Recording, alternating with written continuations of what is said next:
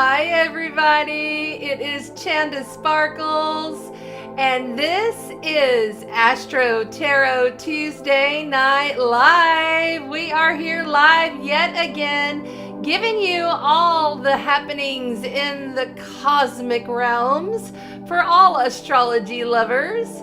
We're going to speak to the astrology, the tarot. We're going to do Q&A at the end. We're going to talk a little bit about spirituality, and we're going to raise our frequencies tonight on this beautiful new moon in Cancer. We are only hours away from the apex of the Cancerian new moon, and I am so excited to be here with you tonight. You might be wondering what this beautiful piece of artwork that I'm holding up to my face here. This is called the Spirit Eye. Check it out, okay? Hi, everybody. Look at this. Look at this. Okay? So, this is the Spirit Eye. We also painted it on the back, okay? I also have this one. Look at this Spirit Eye. Is this not the coolest? Rhonda Lynn over at the Lemongrass Shack, plant medicine guru that she is, she and I painted these and infused all of our loving energies into these. Can you see it there? With such love and care for all of our guests, along with a few other things I'm going to share with you. I just wanted to show you how beautiful these were. These are pieces of wood, okay? They're pieces of wood that were left over from the freeze that we had last year. So repurposed, reignited, emergence. It was such a beautiful thing to be able to paint these and get them all ready for our lovely guests that came to Solstice Sun Soul Shine Journey. You'll see here that I have a little bit of everything across the board tonight. I thought I'd give you a little sneak peek before we got actually started here. So let's go ahead and say hello to everyone that's loading into the chat. We have a big night. We have a big week. Yes, the astrology is ramping up. I hope you enjoyed all of these lovely, easygoing frequencies of June, because it's about to really accelerate. And we will jump into the astrology and the chart of this new moon in Cancer. Hey, I got my Cancer crab on, y'all. I got my Cancer crab on. That's right.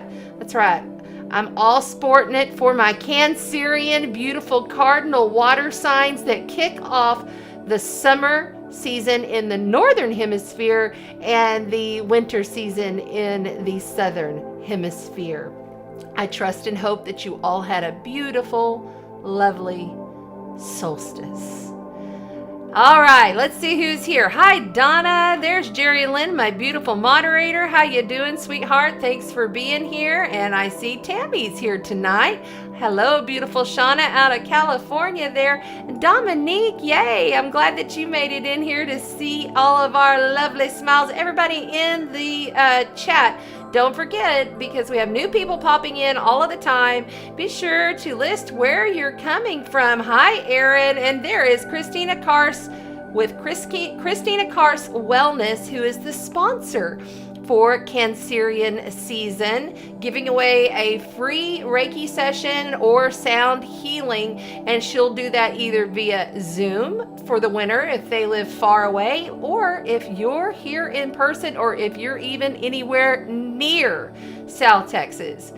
I highly recommend you head on down to Padre Island and do it in person. It is out of this world. You definitely want to go and check out. The link is in the description below. Let's see who else we have. Amy Ulrich on Facebook. She's our moderator. Please remember, I'm broadcasting on 4 groups. Thanks to the groups. Thanks to all the lovely admins who've allowed me to come in and do my thing every Tuesday night for over a year and a half now. I really appreciate you. And thanks to everyone who's loading in on Facebook. please make sure that you come on over to the YouTube channel. That's the only way you can get your name in to win that wonderful session with Christina Kars, amongst other things. I have a few other gifts that I'm throwing in. That is my gift to you. Speaking of my gift to you, remember, I pay for all the postage, no matter where you are in the world. So you'll see also in the description below my Venmo and my PayPal. Anything that you donate, by the way, thank you. Thank you. I've received a few donations and they were just so lovely. And I appreciate every single dollar, because it takes a lot to do all of this with all this equipment and do the contesting. So all your money goes straight back into the show. It's not a profit kind of thing. So if this information and this night resonates with you, please do share $5 or something like that, a cup of coffee with me, skip your cup of coffee at Starbucks and drink it at home and throw it my way. I really appreciate it, as do all of the Sparkle Chat Tribe winners, because they get their lovely winnings in the mail. And I heard from Om Alexander that he received his nice winnings. Yes, there's Om right there. Hi, Om. Nice to see you. There's Kathy Swan. Hi, gorgeous. And Renee, my lovely moderator. We missed you last week. So glad that you're here, my dear.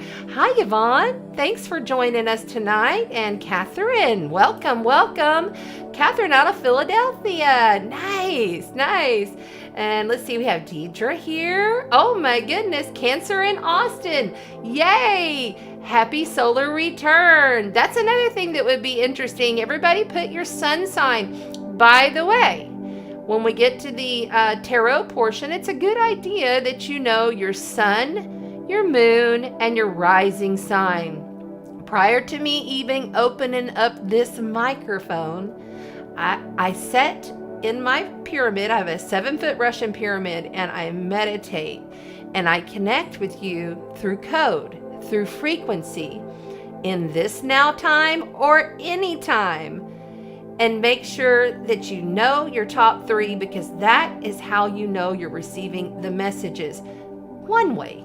You also know that you received the messages because you will maybe get a chill or it hits your heart. Don't doubt your intuition, especially right now as we have this Cancerian new moon, very potent, in a square over to Jupiter in fiery, passionate cardinal sign Aries, expanding on all of that energy. Also, Neptune has gone retrograde.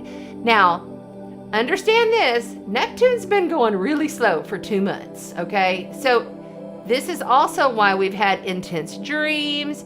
We've had this wonderful, you might have felt a more ease and flow in getting to the truth of the matter. Things will start to become more revealed over the next couple of months as Neptune picks up some more speed. But right now, he's literally at a standstill, like literally stopped. All planets that go retrograde, especially the outer planets, because they are much bigger, they take a longer time. So when they're stationed, just sitting there, they're vibrating that energy, making it more potent. So really understand that that is a process. I know I've had some crazy dreams as of late, just off the wall weirdness going on. There's Cheryl. Hi, Cheryl. I want to make sure and get everybody. I see Yvonne is here. Okay, cool. Hi, Judy from Kyle, Texas. Yay. I'm down in South Padre, or not. I used to live in South Padre. Now I'm on Padre Island, Texas. So glad that you guys are all folding in. There's Donna Lewis. Okay, and if you are on Facebook, understand this. I appreciate you being here, but I don't know who you are because it comes up like this. So if you want to stay on Facebook, just please let me know who you are. It would be nice to know. And also, if you would take the link and go over to YouTube, you can win. Real quick, let's get that out of the way. again, if you're just loading in, Cancer season is being sponsored by Christina Karst Wellness. She is a Reiki healer, yoga instructor, amazing sound healer. I mean, she does a lot. In fact, I have her website pulled up here because I'm trying to be all professional with this shit, right?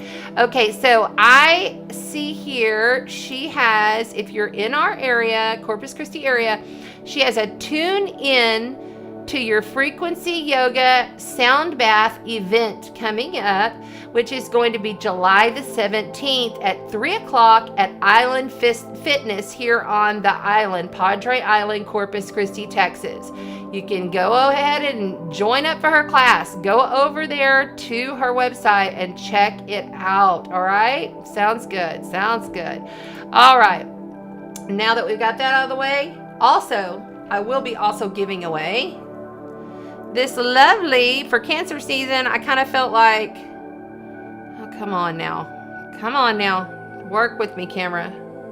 You know what? We'll just do it this way. Make it a lot easier on me because I am not in the mood to do a lot. It is Cancer season after all. And even though Cancerians are extremely like the cardinal signs are the go-getters. They get things moving. They get things started. They initiate, okay? But they are, unlike any other, very much the homebody.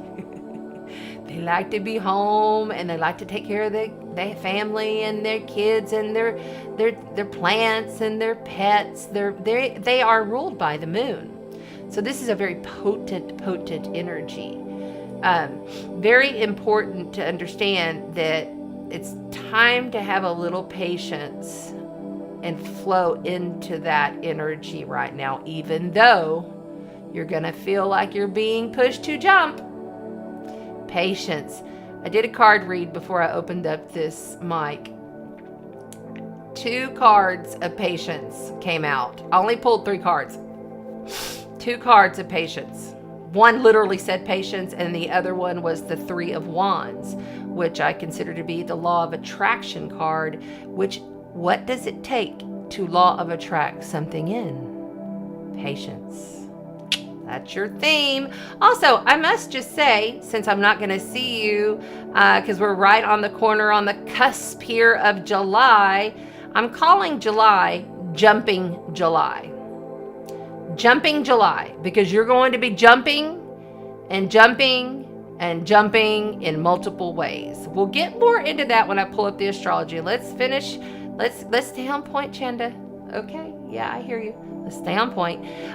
Here we go. This is the rest of the package for Cancer season's giveaway to be given away on the full moon here in 2 weeks, right here. So let's see here what we got. There we go. All right. Oh, this was another thing that I won. Well, I didn't win, but we gave away. Thank you, hand-poured scented candle here. All of these herbs and these stones and these jewels and everything. Rhonda Lynn's daughter, Tina, made these. And these are all, like, I brought a big bowl of lots of stones. And I had worked on those in the sun and in the moon, and I'd done ritual over them, and then I'd put them in the Russian pyramid for like 2 days. And so they are very special, these little candles. Everyone that came, thank you so much. Also, Rhonda Lynn took the same stones and she put all of these different stones and herbs, like Victoria Majors, who is the vocalist sound healer there. She put her, like, she grows sunflowers and big ones. And she put her sunflower seeds and petals and stuff here and herbs all in there. Just really cool. And then Rhonda Lynn made these as well, which has a lot of our sparkle, which I loved. So just wanted to acknowledge all of the hard work that was done. That was literally not hard work because it's what we do and it's what we love. So anyway, this is the stone that we're giving away with the package from Christina Karst Wellness. And I'm also throwing in a little sunstone with a bay leaf because I love bay leaf ritual. And this wonderful deck, all this from me, Soul Helper Oracle deck. I love this deck. It's a really fun deck. It has very clear messages, and I like that it gives a little bit more of a message on there for someone who has never picked up an oracle deck before. So it's really good. All right, let's move along and see what else is happening here. Oh, hi Amelia. I see Amelia's popped in. Yay, you're welcome. I'm so glad that you're here. Thank you for coming. Yes. Aquarius. We got an Aquarius in the house. Leo sun. Okay, Yvonne, you know your stuff, don't you? You've gone and done your birth chart. That's good. You can get it done for free at astrograph.com. I'm sure one of my moderators has already put that in the links. If not, put that in the links for everybody in the chat that doesn't have their birth chart. Leo sun, Sag moon, Leo rising. Woo-wee. Your Venus is Cancer. Nice. Very good. Hi, Linda. Thanks for coming on in. Life and wellness.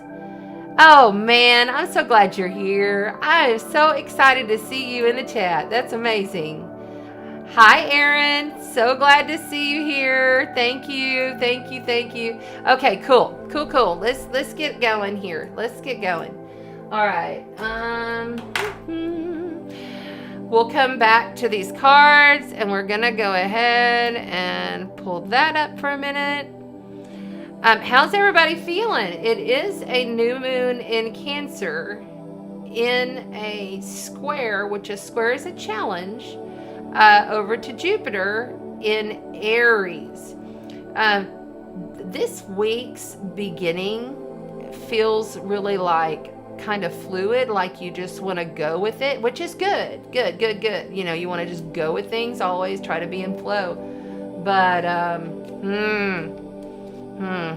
it's about to change real quick. Yeah, we got some intensity coming up, you know, like, remember that feeling we had right before 2020 hit? And we didn't really understand nor know, like we were in a total another world, right? That's what where we're at right now.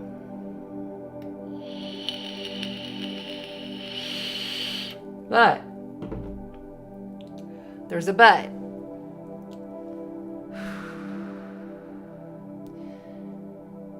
The best advice I could give you going into this week, really going into this month, is just be aware.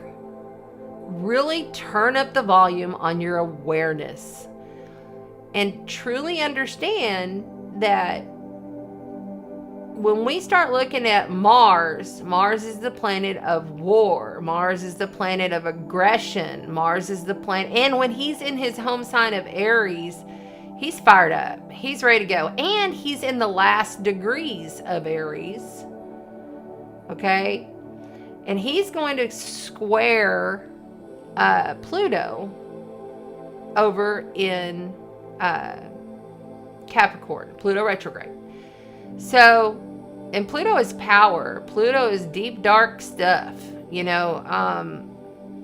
And it's in this Earth, Capricorn, slow energy. You know, Capricorn takes its time, does it methodically, takes care of business. But when you got Pluto retrograde talking to Mars, who's fired up and is at the tail ends, like he's at the end degrees. He's in the what we call the last decan of Aries. It's not a Uranian energy like Uranus, like unexpected thing coming. It's like people's emotions and aggressions could end in tragedy. It could also end in, you know, depressions. And it's a hot energy. I don't know if you were here last week, but I said last week, expect a very hot summer because of how the staple of the solstice energies were. But I'm also talking about hot aggression. There's going to be quite a bit of that coming into play. let's go ahead. What I want to do before we begin with the chart, and in fact, I'll pull up the chart while I read the degree placement for the Cancerian new moon. Let's pull that up now for everyone here and on the replay, YouTube replay. Hello, everybody on the YouTube replay.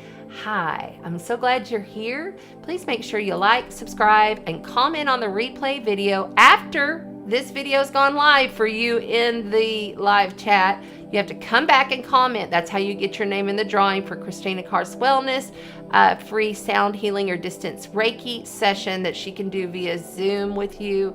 So definitely, and there's a whole bunch of other stuff involved in that. And if you missed it, go on back and check it out because I just showed all the prizes, really great prizes for Cancer season to be given away on the full moon in 2 weeks. 2 weeks time from this day.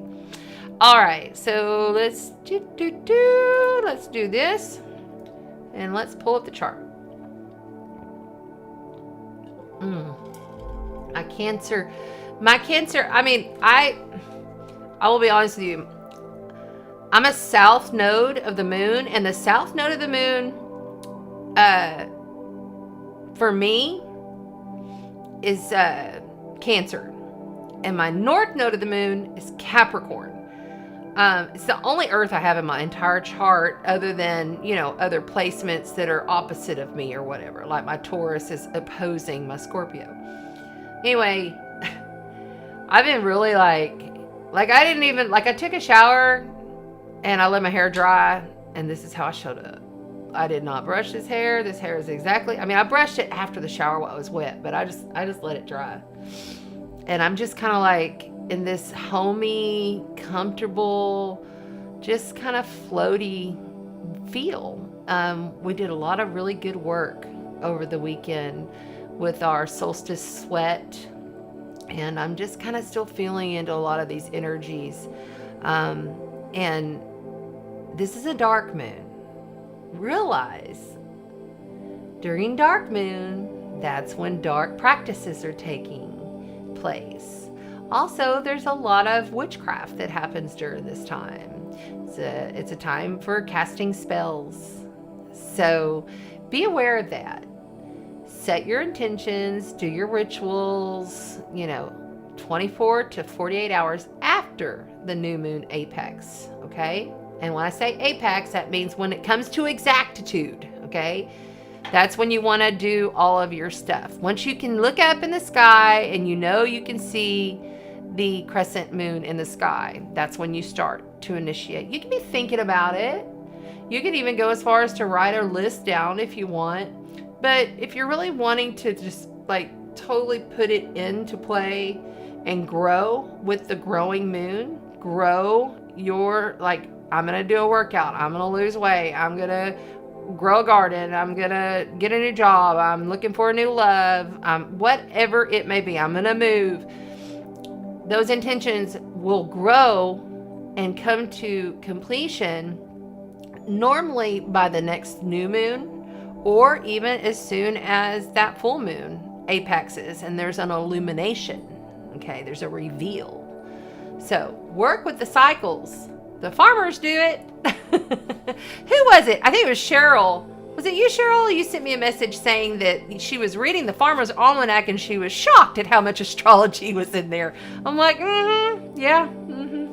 All right, so let's go ahead and jump on into this degree point. As you can see over here on the chart, the Cancer new moon is, and I probably should go ahead and just pull this guy on over so that I can show you before I read this degree. All right. Yep. This is Cancer right here. Okay. You have this Cancer new moon conjunct exactly by 1 degree. Actually, it's less than a degree off to Black Moon Lilith. You see that little black right there? That's Black Moon Lilith. There's the sun. There's the moon. That's when you know you have a new moon, is when the moon and the sun align exactly in the sky, okay? And if you look right here, you can see this major line over here. You have a square over to Neptune, which is just gone retrograde, all right? And then you have to look over here. Where is Jupiter? There he is. And you have it right, where's it at? Right there. So these are the two big players. And then you also, I mean, there's a lot going on with this chart, but we'll jump into the chart after I read the degree. Just so you know, you can see that 7 degrees and 22 minutes. When you read an inside degree, which I'll show you the book, okay? There's the book. Each degree, there's 30 degrees in each sign, and each degree has its own energy, okay? So we're going to read the degree placement for 8, because you always go up a bit. Like if it's 7, like this one is 7 and 22 minutes. So we're going to go up to 8. That's how it's done. So here we go. And this is kind of like poetic in a way. And you want to feel into what the degree placement means. Okay? So put your feelers on. All right?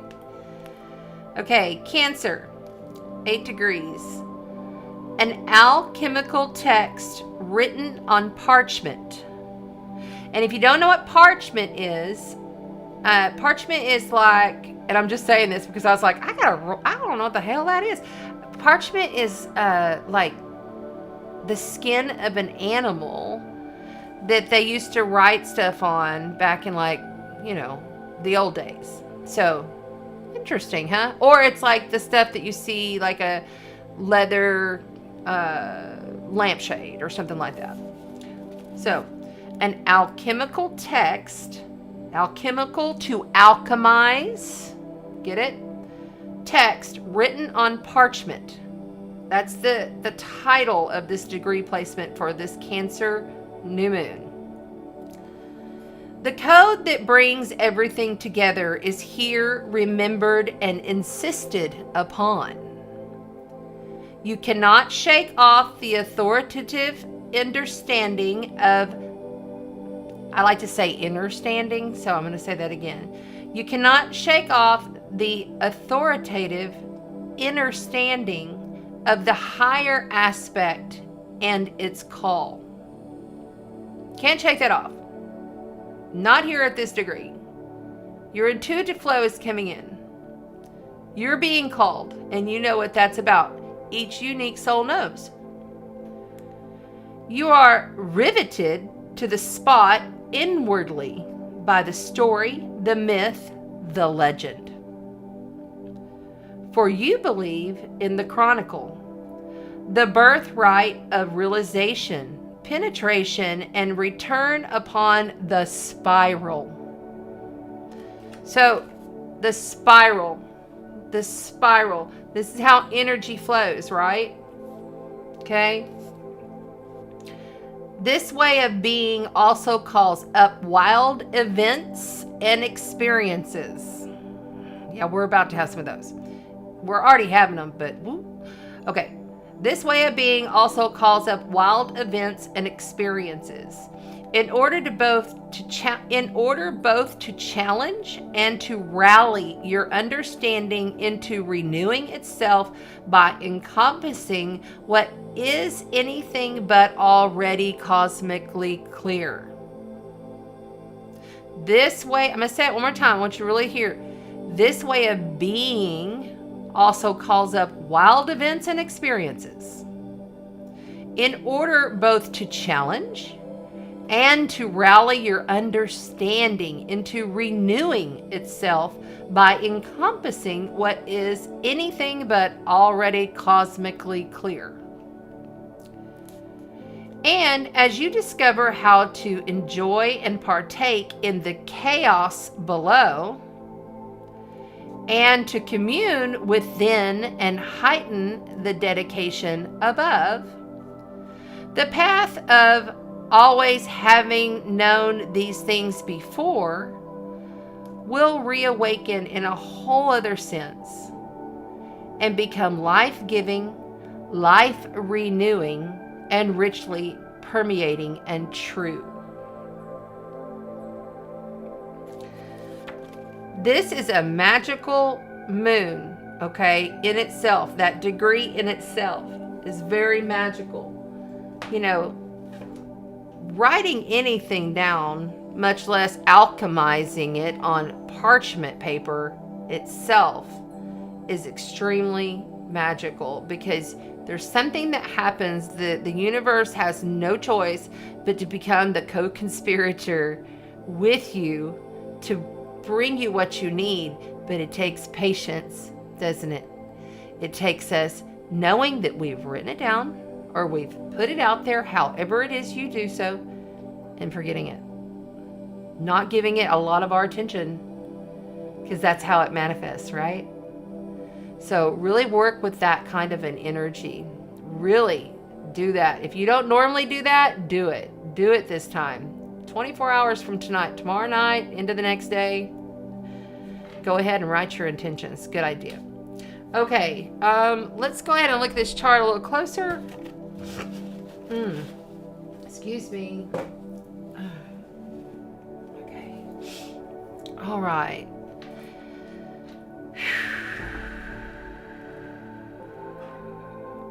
All right. I want to also grab my notes because I have something that I want to read to you. So this is my calendar. If you're new, this is how I keep up. It's an astrology calendar. Has all of my aspects and everything on it. I wanted to read this to you because this was part of my downloads that I got. And I always write everything down because it just helps me to keep up. And we're already into July. And look at July's photo. Okay, here we go. So that's Cancerian energy. Remember, it's not always a female, you see. The divine feminine is strong right now and very active, and is getting initiated through a lot of action and anger. The divine feminine is, we have Black Moon Lilith here with this moon. Black Moon Lilith is Kali energy. Not putting up with anything. And the moon is out of bounds. Okay, so that means it's like out of bounds on the ecliptical, which also means that basically the planets, well, they behave badly. It's like not following the rules, you see? And when you have that in conjunction with the square to Jupiter, it gets intense. Because Jupiter is also wisdom and truth, higher philosophy, education, and it's also expansion. It's magnification. You take a you take a, well, you could take a magnet. You take a magnifying glass, right? And it magnifies things. Well, that's what Jupiter does to anything that you're focusing in on. And when Jupiter is in Aries, okay, it's magnifying all of this cardinal energy of initiation, war, fiery, hot, passions. It's really good time to get creative, for sure. But coming up here in the United States, where I'm at, with the 4th of July, and then we've got all these other things going on, I'm a little bit concerned. All right.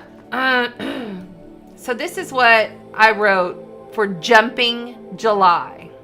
Remember, all month, it's jumping July. And then I put always.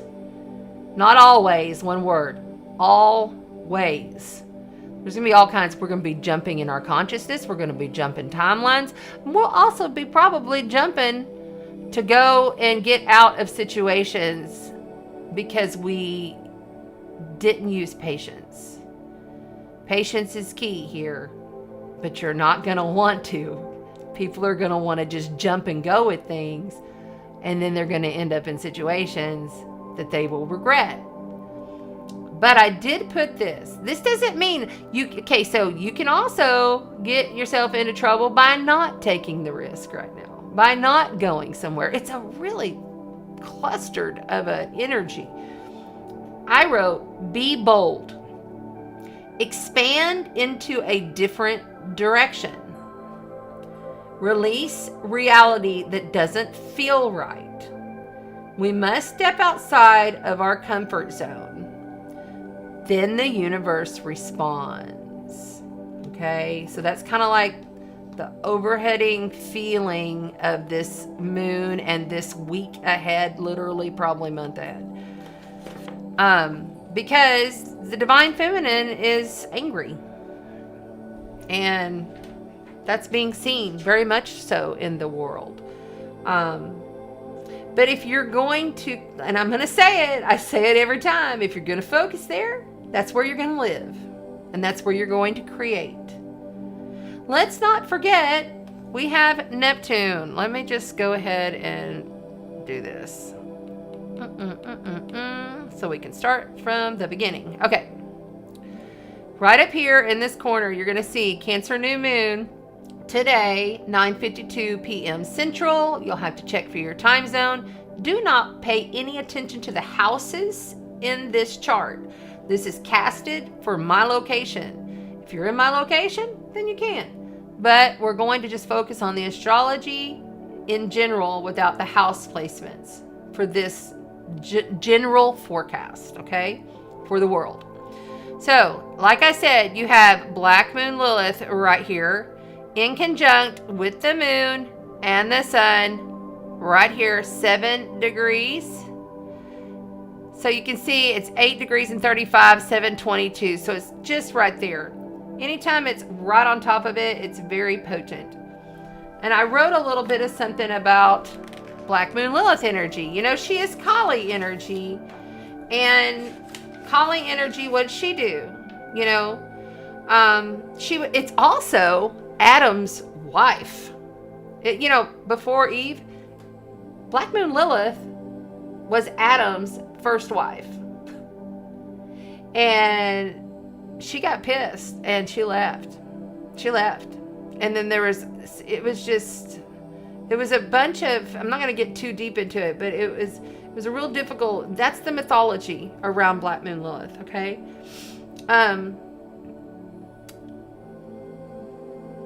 Black Moon Lilith is prominent in like nurses' charts that deal with like NICU energy. It's prominent in abortions. That's what Black Moon Lilith stands for. What else I put? Death doulas. Like I've got strong Black Moon Lilith in my chart, and I'm a death doula. Okay. I have Black Moon Lilith in Scorpio with my Mars, my Sun, and my rising. So, and it's a prominent placement for that. So initiate with this moon, but be aware that stuff is probably not going to turn out the way you planned it whatsoever. And some things could get very shocking. Let me get back to the moon. So with a Cancer new moon, we set intentions, right? This is around family. This is around your home environment. This is your ancestors, okay? This is your DNA. What's happening with your ancestral lines, kind of thing like that. You can even look at your galactic ancestral lines. Can do that with the astrological chart as well. Your home, your safety. Where do you feel safe? What makes you feel safe? Your tribe. How do you feel secure? Are you secure within your tribe? This is all Cancerian energy. It's also very much, our womb. So I always like to say my home is my womb. And in fact, Todd Medina of Soulology, when he and his lovely wife Morgan came here to stay for a week, that's what he said. He goes, man, this space it's like your womb. And I said, you're correct. And I've used it ever since. So thank you, my brother. But this Cancerian energy is very emotional. Let's think of the crab. So see the crab on my shirt. Let's talk about the crab. So the crab, it buries itself underneath the sand. right? So it likes to stay down there, and then it comes up, and when it walks, it's shifty. It goes back and forth. You know, crabs go from side to side. So that means they're quick to, you know, tuck and run if they need to. They can get away quick. But their pinchers hurt. Don't piss off a Cancer. Oh no. No. You know? So be aware that these are the kind of energies we're adding with Black Moon Lilith. The demon slayer. Okay? Kali energy is the demon slayer. She's badass. She's not going to put up with anything. Okay? We're just coming off solstice. Solstice, any Sabbath is a powerful time. Okay? That's when we have the solar winds that create the cracks in Earth's magnetic field, and all of the light codes come in, right? That's why we honor the Sabbaths. Very important to honor those Sabbaths. And I said this at the solstice, I must say it again. It's like a Sabbath, like solstice or equinox. It's like when you strike a bell of a tuning fork, or you strike the bell of a bowl.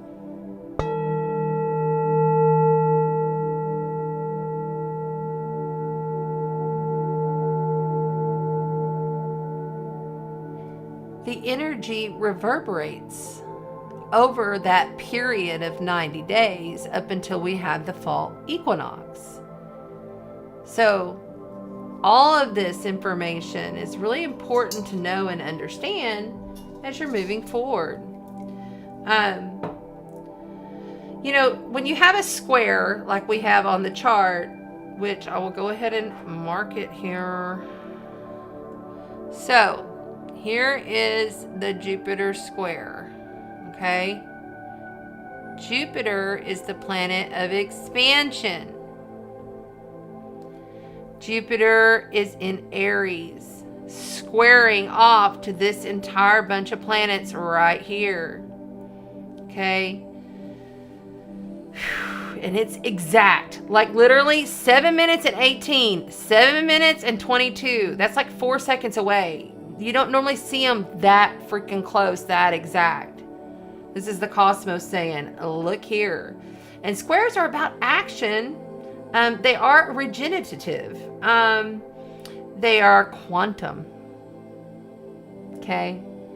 They move us. They challenge us. This is going to be challenging over these next weeks. We do not manifest by pushing. That's what I put. We do not manifest by pushing, working hard. It's to set the intention and release it in trust. Really important to understand, it's going to take patience for you to manifest what you need in your life with this kind of an energy. I also wanted to address the sextile because that's very strong as well. So if you look here, where's it at? Okay, so over here, this is Gemini, and we have Venus right here in Gemini. Venus, the planet of love, values, beauty, money, the goddess herself, okay, balance, is right there with Mercury. See, Mercury's in Gemini right here. And if you see this little blue line, I'm going to make it pink. There's a sextile there. Venus coming into sextile over here with Jupiter is telling us, okay, so first of all, a sextile is a positive action. You must take action in order to receive. So Venus is saying, but yeah, I know you got this challenge going on over here with Jupiter, Black Moon Lilith, but I need to take this on. I've got to take action on this or I'm going to miss out. There's this FOMO feeling with this chart. Like people are going to be like fear of missing out on something. So I've got to do this. I've got to take action. Even if it means you're setting stuff into, plans. Like for instance, I set into plans and set dates with 2 people yesterday on future events.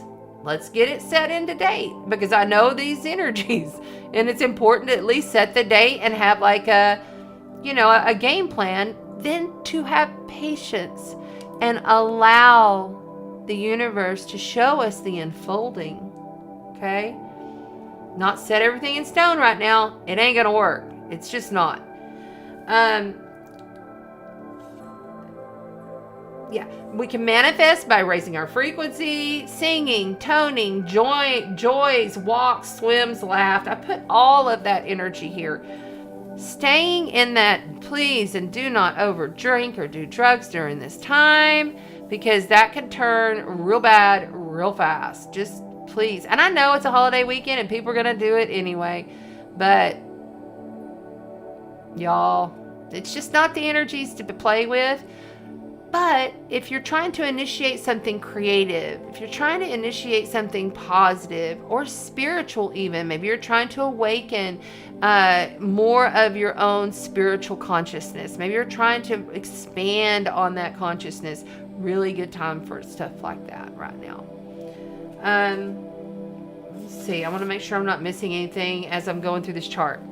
All right. So, remembering that all the planets are in their home sign. You have Mercury in its home sign, okay? A lot, not all of them. I regress.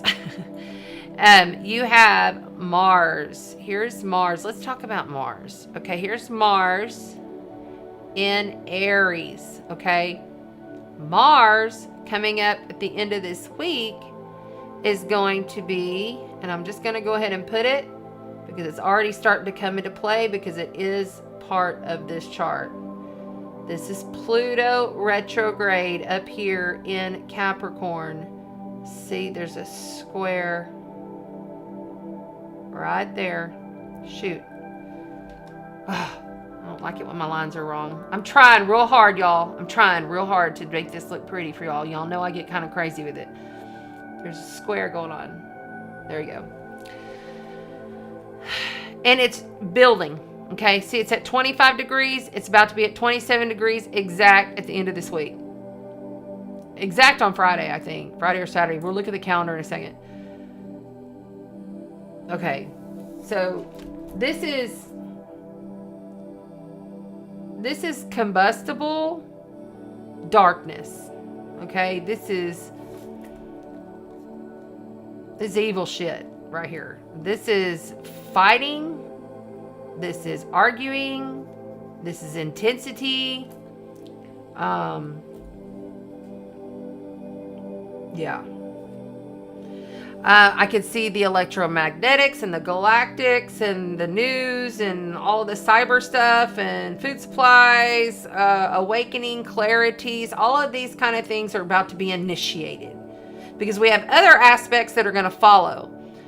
But there is one thing I want to mention before, is that the day before we have this exact square with Mars, the Lord of War, ruler of Aries and Scorpio, okay?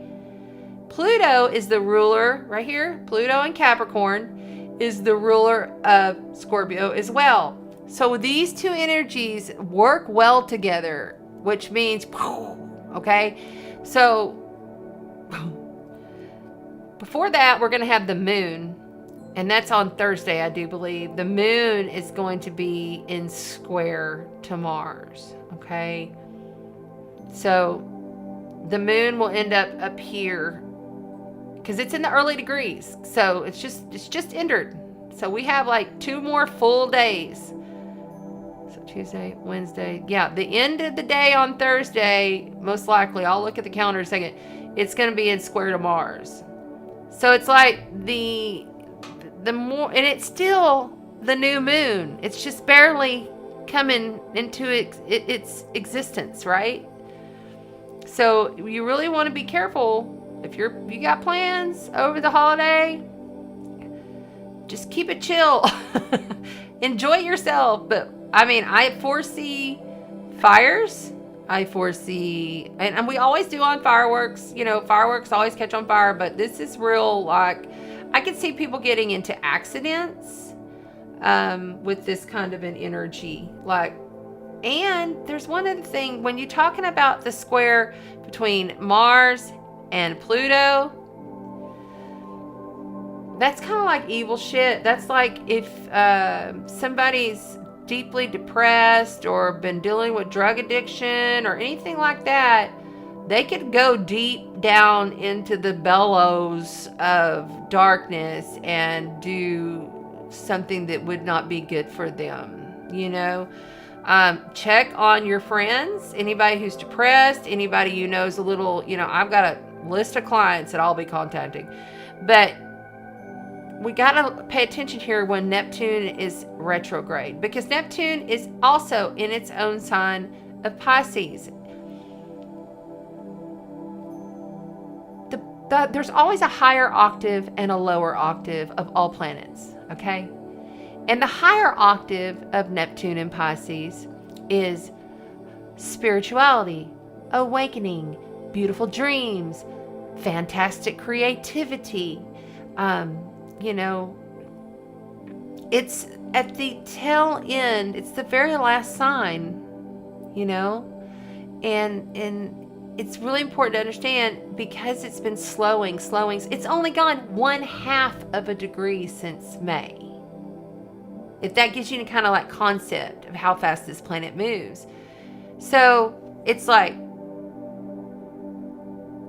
when you're trying to move a big old truck or something, you know, you're moving an airplane, a big, huge airplane, one of those C-130s, and you got to turn it around. It's going to take a minute, right?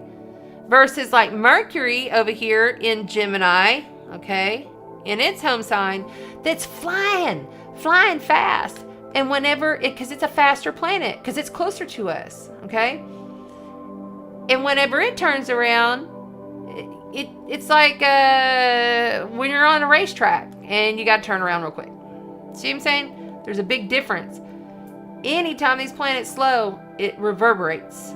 It reverberates the energy, okay? The lower octave of Pisces, Neptune, is drug addiction, insane asylums. People could be losing their mind. I think I wrote weirdness.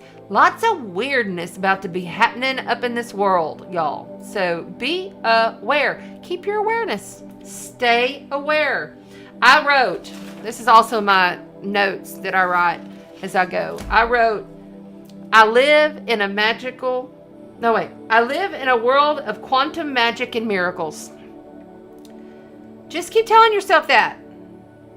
It's up to you where you're vibrating. It's up to you what your frequency is, and it's up to you what your perception is of what's going on. I'm just the astrologer giving you what I see here with the planets. Neptune will be in retrograde until December the 4th. This is a lot of emotional reactions, but the illusions will begin to fall away, because Neptune is illusion and delusion, okay? It's very way out there. It's boundless energy. Like Jupiter's pretty similar to it because it's expansion, but it gets stopped by Saturn because we look at them as they are in the sky, okay? So it stops by Saturn, but Neptune's way out there. It's boundless. And so when you put this all up in the mix and it's going retrograde, so it's sitting there with all this combustible energy, things could get really out there. Just saying. But your dreams will be incredible, and they could be a little bit real. Excellent time if you want to astral travel. Excellent time to go out of body. Excellent time to do any kind of higher frequency consciousness work. So I've been able to tap in pretty quick and easy this last couple of months. And so, and I know I attribute it a lot to Neptune being in Pisces, which is my 5th house of how I enjoy myself. You get it? So you also want to look and see what the house placement is. And you look at your chart. What house is Neptune in Pisces at for you? And then know what that house means. That's where you're getting affected in that way. Same thing with the moon. Okay? Look and see, where is Cancer? Cancer for me is my ninth house. That is the Sagittarius house, which is all about adventures, joy, running, higher philosophy and education. So you see what I'm saying? You have to look and see what the house placement is for you and how it will affect you. I will feel like that there's going to be, because of this Mercury here being in Gemini, okay? This Mercury in Gemini is in a trine over here to Aquarius.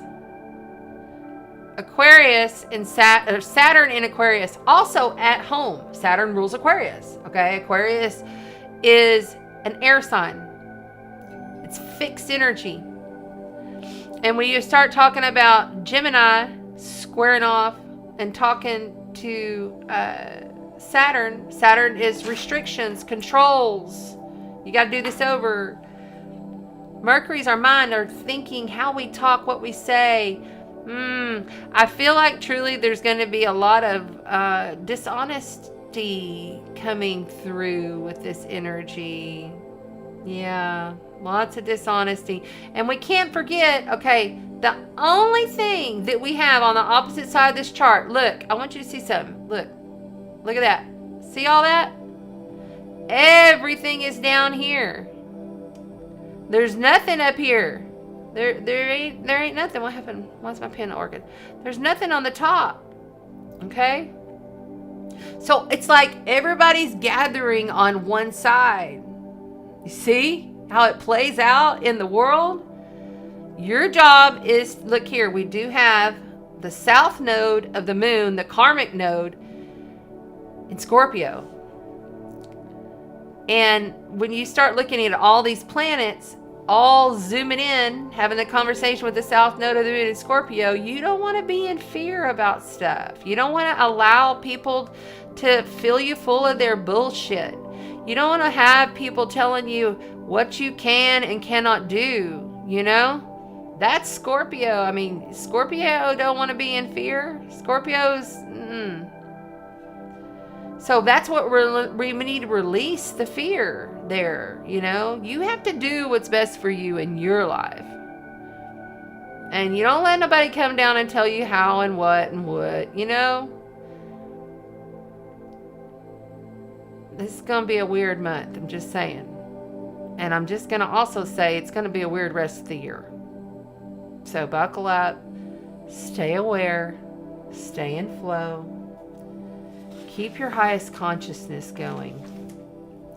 Stay in because we have the Pluto return coming up. Let's look at the calendar real quick. All right. I'm sure y'all have all gotten the screenshot if you need it. I'm going to take this part off so that I can, because I think that's pretty much it for now. Yeah. Okay. Move this back over here just so I don't miss nothing.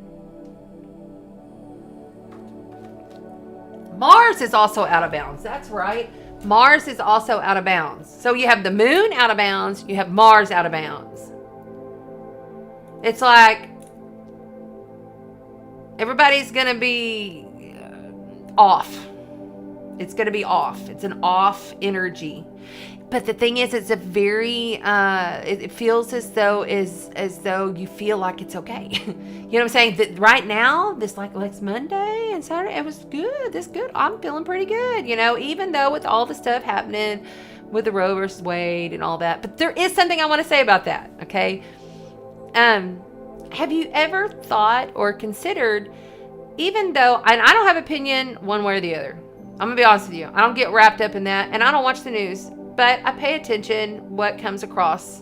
What's meant for me to see, I see, right? I don't put my head in the sand. That's not what I'm saying.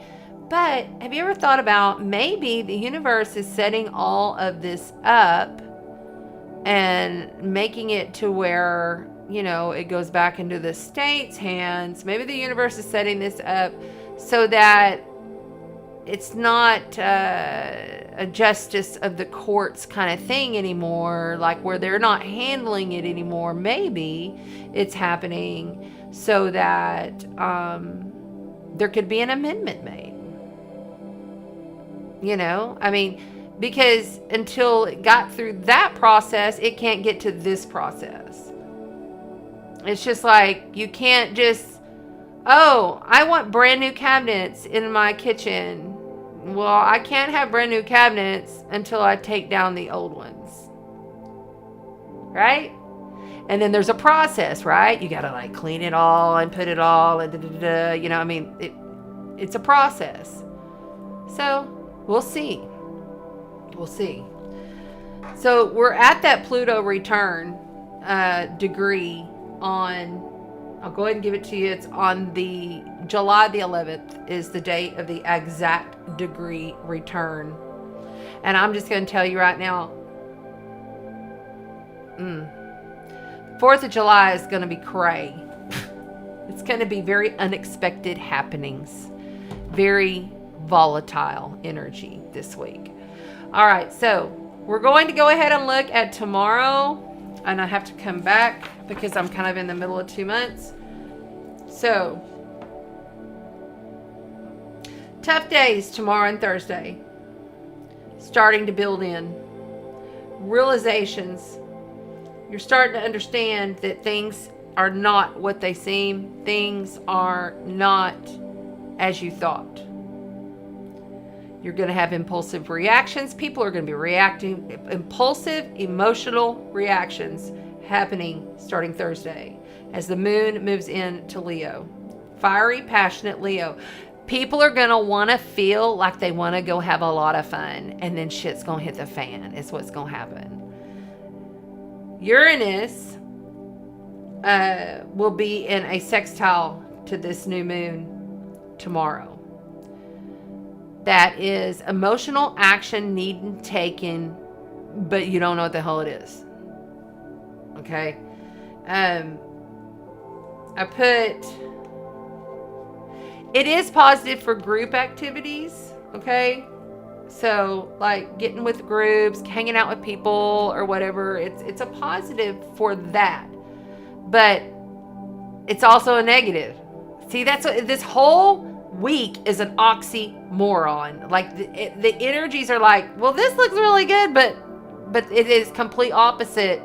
Like they're both there. It's both there. Deeply introspective. Be cautious of the overreactions is what I put. Oh, I totally forgot. Eris. Eris is the newer planet that was discovered. She's in Aries. She's also conjunct this Mars. Eris is the goddess of chaos. But she could be the goddess of creation. You know, say use the creativity for your passions, but be aware and have patience. Okay.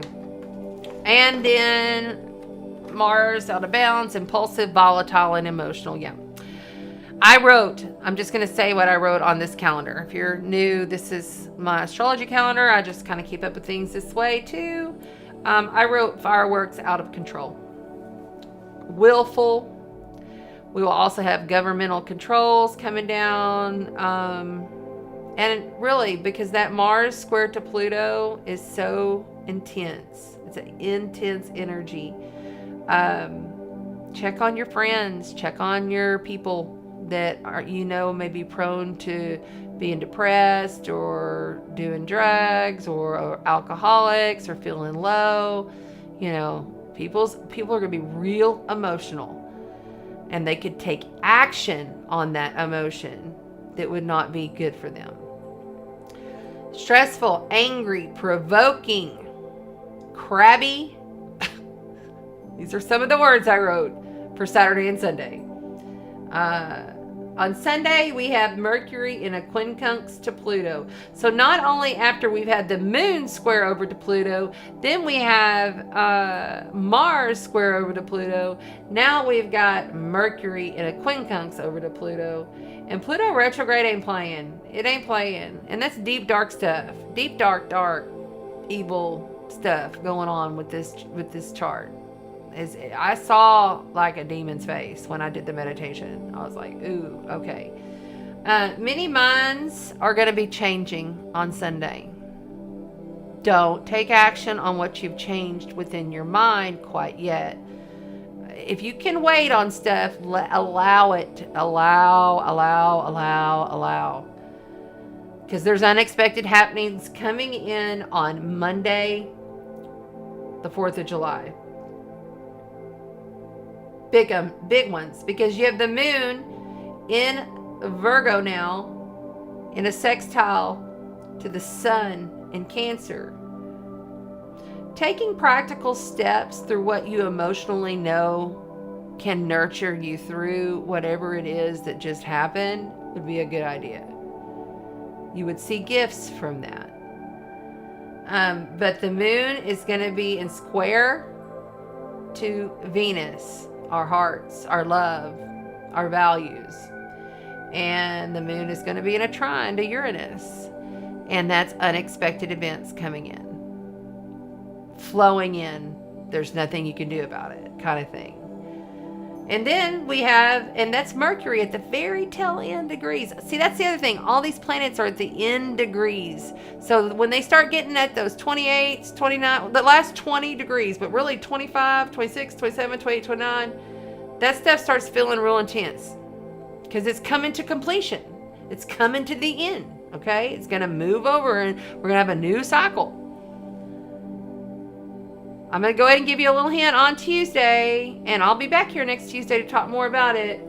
But Mercury will move into Cancer, and the moon will be at void of course at the same time. Mars will also move into Taurus on the same exact day. So Mercury and Mars moving in literally, okay, so like Mars moves in to Taurus at 1 o'clock in the morning, 1:04. And then Mercury moves into Cancer at 1:25. So it's like less than 20 minutes apart. They go blip. So there's a big shift. Anytime you have two planets shift in one day, things get crazy. Also in a void of course moon, it's happening. And then the moon also moves into Libra. So there's a lot going on next Tuesday as well. And Mercury will be in a sextile to Mars. So Mercury, Mars move in a sextile together.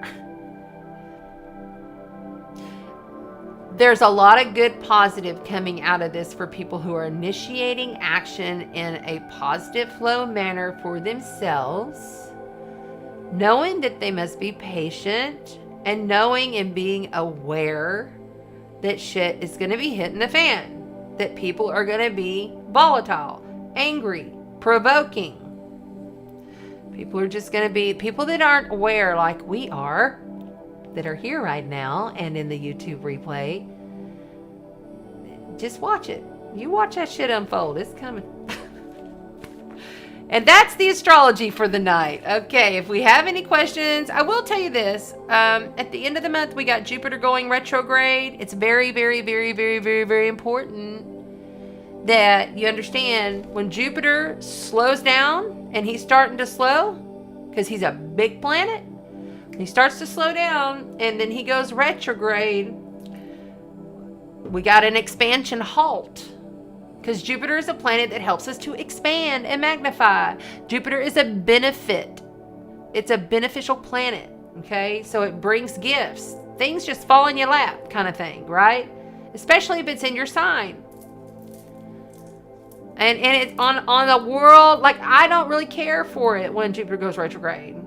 I love it when Saturn's retrograde. I like it when Pluto's retrograde. It doesn't bother me Mercury's retrograde because I'm Mercury retrograde.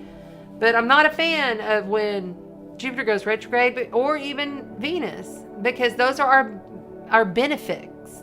Those are our benefit planets. They're good.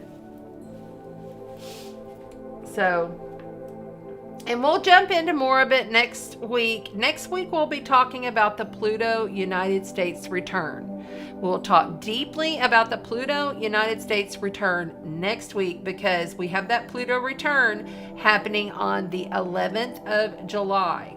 So next week will be our Pluto return week and we'll be talking about it. Although we're already in it and we have been in it because it's just a degree off. But the actual day is pretty intense itself.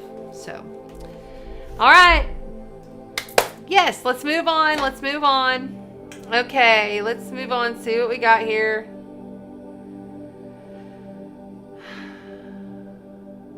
All right, let's see.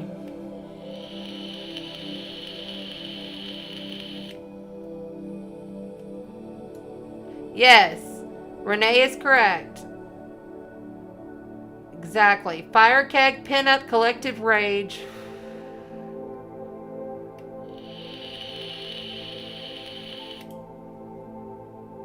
Jerry Lynn says, please like, share, and subscribe. Thank you.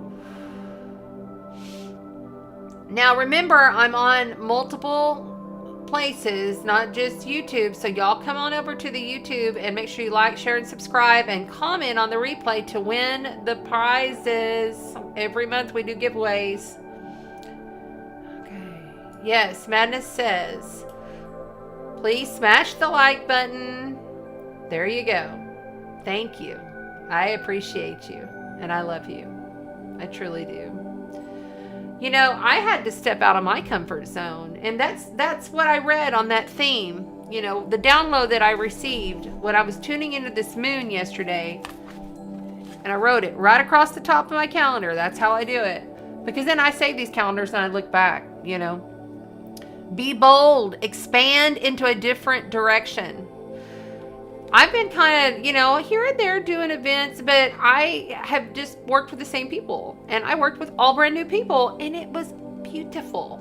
You know, we have to be able to be bold, even though we may be a little, okay, this is all new to me. And yes, I know I just got through telling you a whole lot of combustible energy happening for this weekend. But you still could also, it doesn't mean be the crab. The lower version of Cancer's energy is go hide in a hole, you know, go bury yourself in the sand. You don't want to do that either. So it's kind of like I'm seeing a tightrope. It's kind of like walking a tightrope. You got to take your time. You got to stay in balance, stay in flow. But always know that if you take that next step and you happen to fall, there's a net below you. You'll be caught. Okay? All right. Let's get moving on the tarot portion of the night.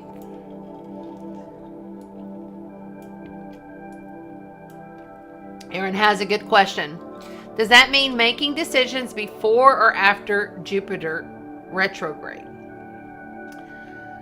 What it means is that if you're going to initiate things, you want to start initiating them before Jupiter goes retrograde, because it's not that nothing can come your way. Of course, life carries on. And it's also, you know, you want to look at where Jupiter's at in your chart. What house is Jupiter in your chart? What is your Aries house? It's more like I've seen it too many times. When Jupiter goes retrograde, the gifts don't just show up, you know, that ease and flow of, like for me, Rhonda Lynn and Victoria, you know, it actually was connected to them last summer solstice when I went to Karen Wilson's drum circle solstice event thing that she had out on the beach. And I was like, I really want to do something different for solstice. And I was kind of honestly thinking, well, maybe I'll just go and attend one rather than put one on. Well, she said she wasn't doing one, but she thought Rhonda Lynn was doing one. And the next thing you know, they're like, let's do this together. And I'm like, okay. And it was the most amazing experience. And I made two wonderful new sisters that I had known and seen and met, but never worked with, you see? So the gifts are there to be had. But be aware that there's a lot of stuff going on, you know, just be aware. And Jupiter's already going to start slowing down, which means his energy will reverberate. Just like hitting a tuning fork and it goes, wah. Okay? All right. All right, let's go with this, I'll pull my shirt down a little bit. Y'all like my crab? I can hardly see it. I love my crab. See? He's cute. Okay. Let's see here. Let's go here and introduce the cards. It was beautiful. Thank you, Christine, for coming. I'm glad you were here with us. It's awesome. I wish I'd had more time to sit and visit, but I get real busy during those. So come back and we'll just hang out. All right. We are playing tonight with the Tarot Illuminati. These called my name immediately. And the beautiful creatures, because we're talking about Pluto retrograde in a square to Mars. And that's not just happening on this weekend. Like, we're already beginning to feel it now, and we will feel it throughout the week next week. So it's a long energy. And the Soul's Journey cards, lesson cards. If I feel called, I'll read from the book. Sometimes I like to, if I get into the channel and they're like, go ahead and read from the book, I will. Then the Moonology manifestation cards for the new moon in Cancer, which literally we are about an hour away from the new moon, about to be exact. So that's pretty cool. I kind of like how a lot of these big astrological events are landing on Tuesday nights. It's pretty neat. Okay. All right. Let's see. I do. Okay, hold on a second. I'm being called to read from this book.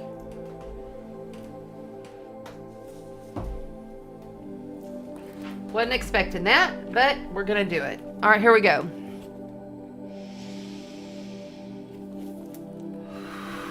Take a deep breath, and I'm going to tune into your frequency. Please take a deep breath of white light. Breathe it in. And blow it out. Pushing in your stomach as you blow out, letting all the air out. Do it again.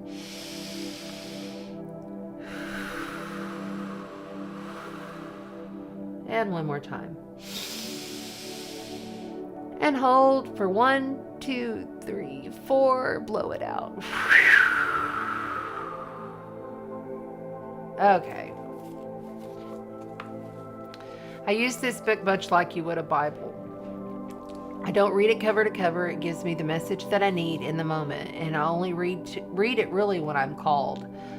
Sometimes I come up here and I read it almost every night. But sometimes I'm not called, but I was like in the middle of it. They said, get the oneness book for this week. We need this. So take this in, listen in to the sound of my voice, which is code. Receive it to your heart.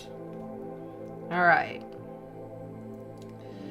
You may have spent a good portion of this lifetime seeking the knowingness that has been within you the whole time.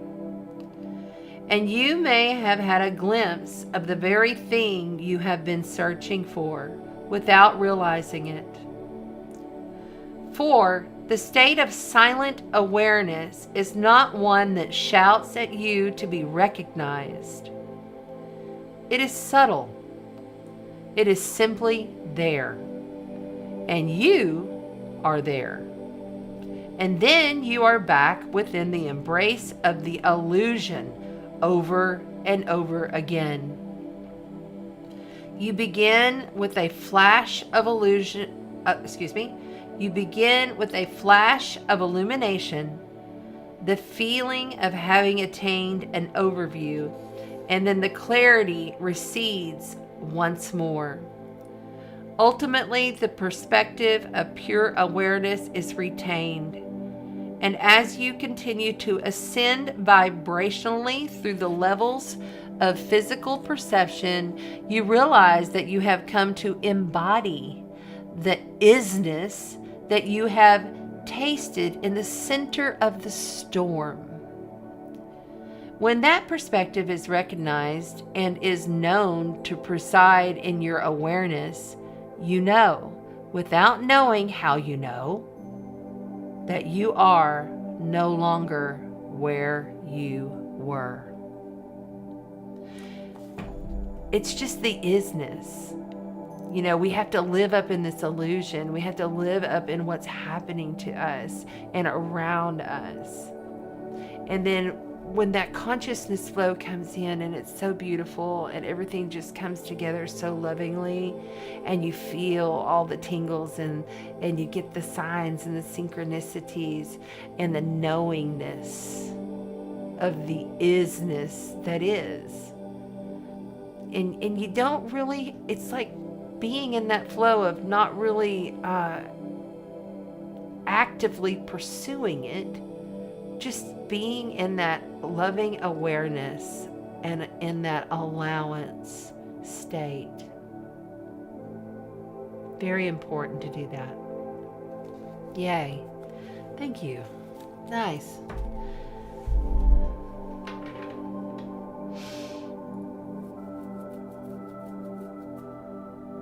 Very nice. Thank you, Renee. That's really good to add. There is a Facebook group and a Rasha group on Facebook. Go check it out.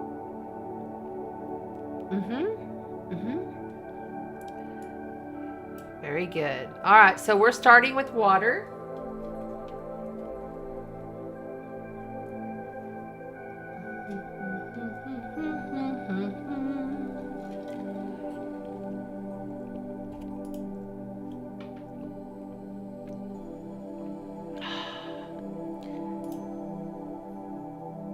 I forgot to put that up, didn't I? Dang it.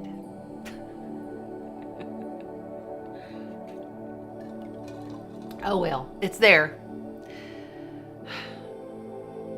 I just get going, y'all. I just get going and I forget. All right, water signs. Water signs, water signs, water signs. Yay, I'm a water sign and we're talking about Cancer. And a happy solar return to the cancerian crabs. You are very loved. I hope you have a beautiful year ahead as you have your solar return this month.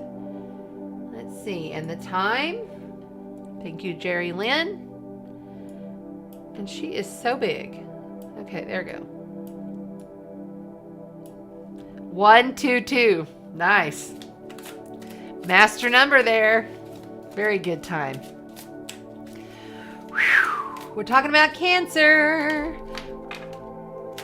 Okay, my rule is if you're new here is if they fall, let us see them, but I'm not keeping them because I'm not ready. So we have the Star, Justice, and the Two of Pentacles. Lots of balancing needed in order to keep your faith, in order to receive. Patience in knowing that you have everything you need. These cards are slippery tonight. Okay. Scorpio with the south node of the moon in Scorpio. And Pisces, where Neptune has just turned retrograde. Your planet has just decided to go retro. It'll be retro till the end of this year, December the 4th.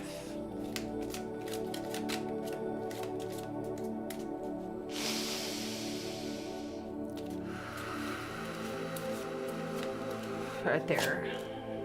And we're not taking them upside down. Am I holding? Yep, I'm holding them upside down. I do that. Four Pentacles here to kick off the water sign read.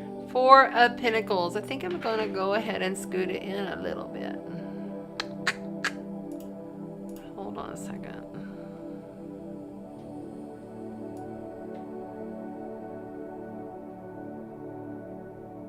There we go. The Four of Pentacles is all about, you know, having enough, but holding on to everything really tight. Like not not releasing. You know, you have plenty of, and it's pentacles, so it's earth energy, it's tangible things of this world that we have, that we hold. Somebody is just holding on for dear life here, is what I'm hearing, and I'm getting tones in this side, which is, this is my night side, this is where I get dark energy, this is my light side, this is where I get light energies.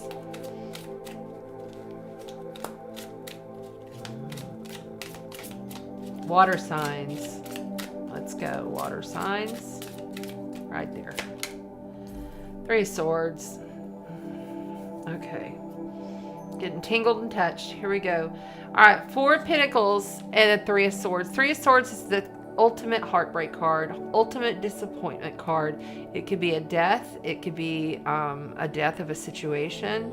It could be... it's mental energy. It's mental, okay?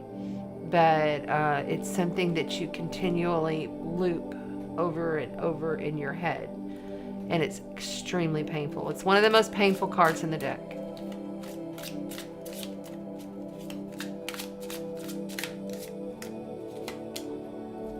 It's coming in fast. Whatever this is coming in fast. 8 of Wands is all about travels. It could be travels too.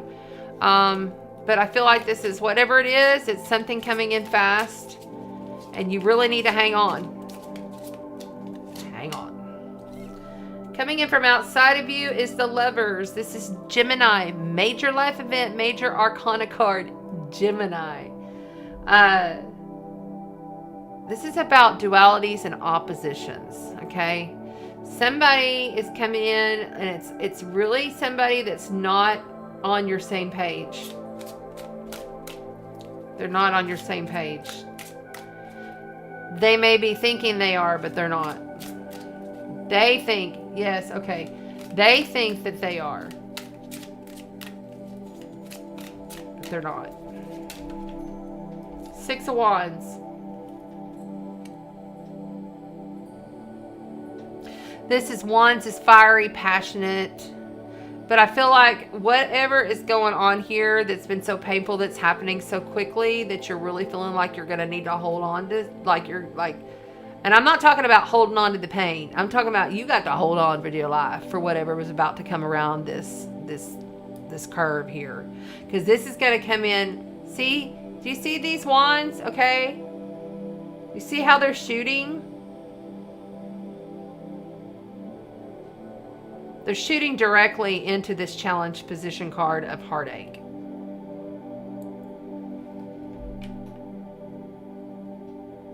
This 6 of Wands, I feel like, is more about this, whoever this individual is, or this group that's completely opposite to what you are into. The 6 of Wands is telling me that they just, you know, they kind of like feel like, well, I got everything I need, you know, and I got all the goods here, and I'm passionate, you know. They're really high on their high horse. Okay, that's what I just heard. They're high, and I heard like a horse, even though there's a horse here, but they're high on their high horse. They're high on their high horse. They want all the accolades. They want it all for themselves. While you're over here in heartbreak. Look at this. Damn it. 10 of Swords. So, at least it's over. At least it's done. 10 of Swords is dead on the floor, okay? There's nowhere else to go. This is finale over. You got 2 water signs. Pay attention. You got 2 of the most difficult cards in tarot right here. On the bottom, Ace of Pentacles, brand new start. So, if there's any kind of question here for this heartache that's coming in unexpectedly, for this challenge that's going to leave you messed up, I do not feel like that your choice should ever be to stay with someone who feels above you, or even be around that, you know. You have to release. You know, the Lovers card don't always mean lovers. Trust. Okay? And it's not in this one. This is also, you know, you see here Adam and Eve depicted in the garden. Half of it's being burnt. The other half has her tied to the tree with the snake. And then there's Archangel Gabriel coming in. And he's like, what the fuck, y'all? You know what I'm saying? This is an energy of pompousness. This is a lot of that's falling into the astrology. Let's go ahead and get you. The answer is it's over. If you're looking for an answer here, water signs. It's done. It's over. Don't play the game. Because this, thank God this card came out. If it had been the Nine of Swords, I'd be like, oh, hell, you still got some months to go with this. It's over. There's a brand new, beautiful, tangible seed. This is a seed. You must water the seed. Okay? It's not like, oh, here's a ton of money, water signs. No, it's, here's a seed. What are you going to do with it now that you've gone through all of this? It's new growth. If you water it. All right, for the water signs, no. Okay.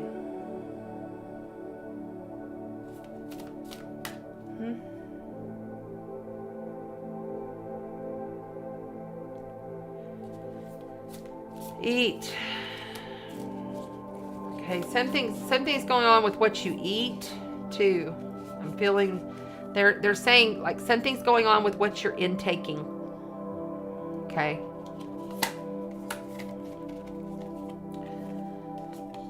Full moon in Leo. Go wild. I want one more. Maybe this will be resolved by the full moon in Leo. Or Leo season. Breathe through the tension. Full moon in Scorpio. You've got 2 completions. Okay, so when the moon comes all the way full, that is completion. All right? This is all completion. So completion, completion, completion. Hold on to that for sure. Let's also get you a Soul's Journey card for the water signs.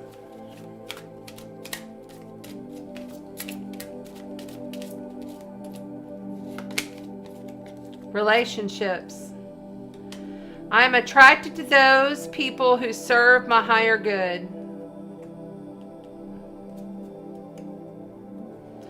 And the mandala, you know, look at that.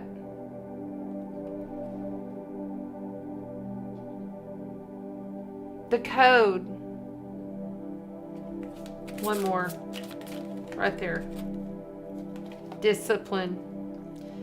I can accomplish what I set my mind to. Water signs, I love you. I hope this is helpful.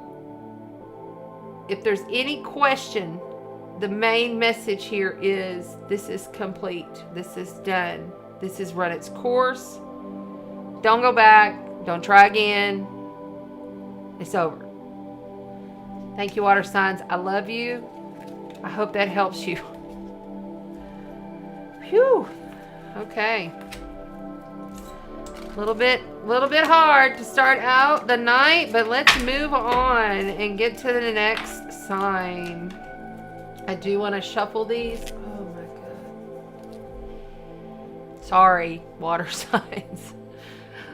I'm kind of like, eh.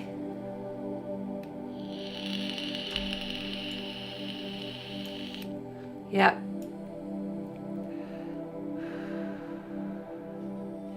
Fire for Christina. Okay, we can do that.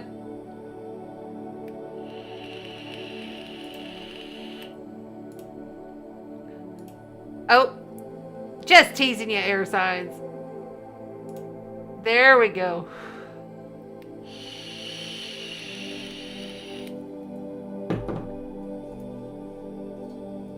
I want to clear the space.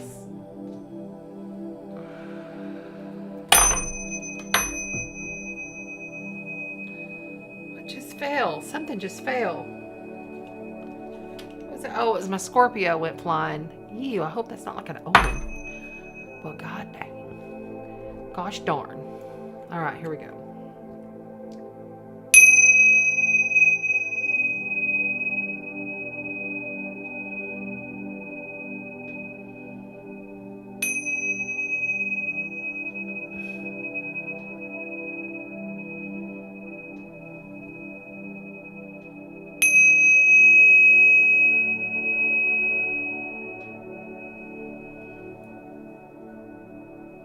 Okay, there we go.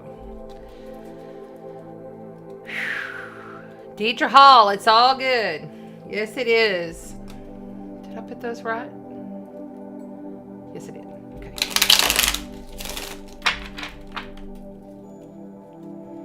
It's about knowing when things are done. You know, I have so many people I talk to that are like, knowing that it's finished, but still want to try. And the cards are laid out in that form. And I'm like, no, it's done. And then some of them go and try again, and then it's worse. And you get even worse heartache. You get worse situations, whether it be life, you know, dealing with work or your family or whatever. Sometimes it's best to be the crab, maybe. Be the crab and go in to, you know, like a hermit crab goes up in its little shell, you know, stays in its home. But I don't want to put that fear factor out and say, hey, just don't ever do anything in your life, because that's not good either. You have to find that balance. You got to find the balance in order to, you know, but being aware. See, the fact that you're even here, I know you're aware because you're making yourself aware. That in itself says so much just to the universe, because you're taking the time to learn. You're taking the time to understand that there's something bigger going on here than just being in this why am I saying Weekend at Bernie's? Okay, so like Weekend at Bernie's thing, you know, it's like they forced that dead dude through all of that stuff, you know. Don't let anybody do that to you. Okay. All right, we're moving on, and we're going to use the Beautiful Creatures deck for the fire signs. Do I have the fire up there? Yes, I do. I'm going to make this just a little smaller, though. Oh, wait, that's not smaller. There we go. Because I don't want it to block the card. There we go.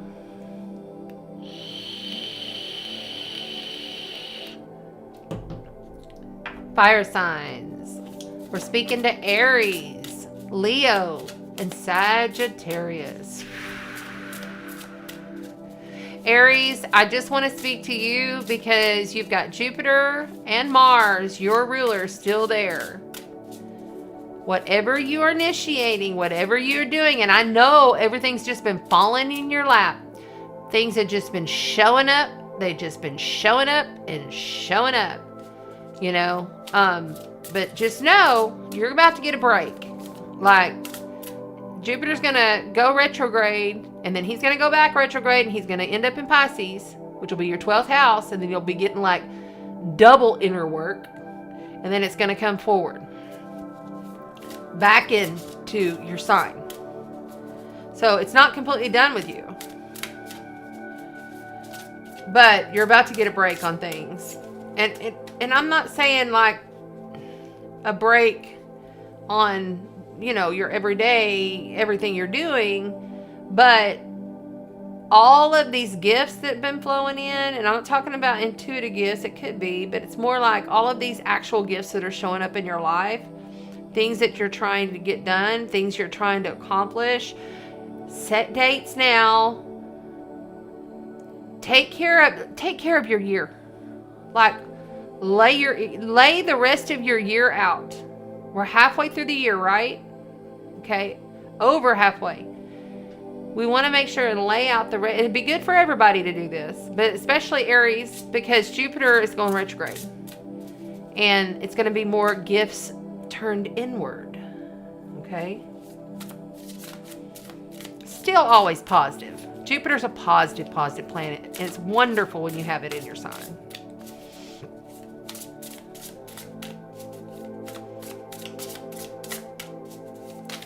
Right there. Okay. And these are upside down. We have Justice. Justice showed up last read. And the Queen of Swords. For the fire signs. Let's make sure that's aligned.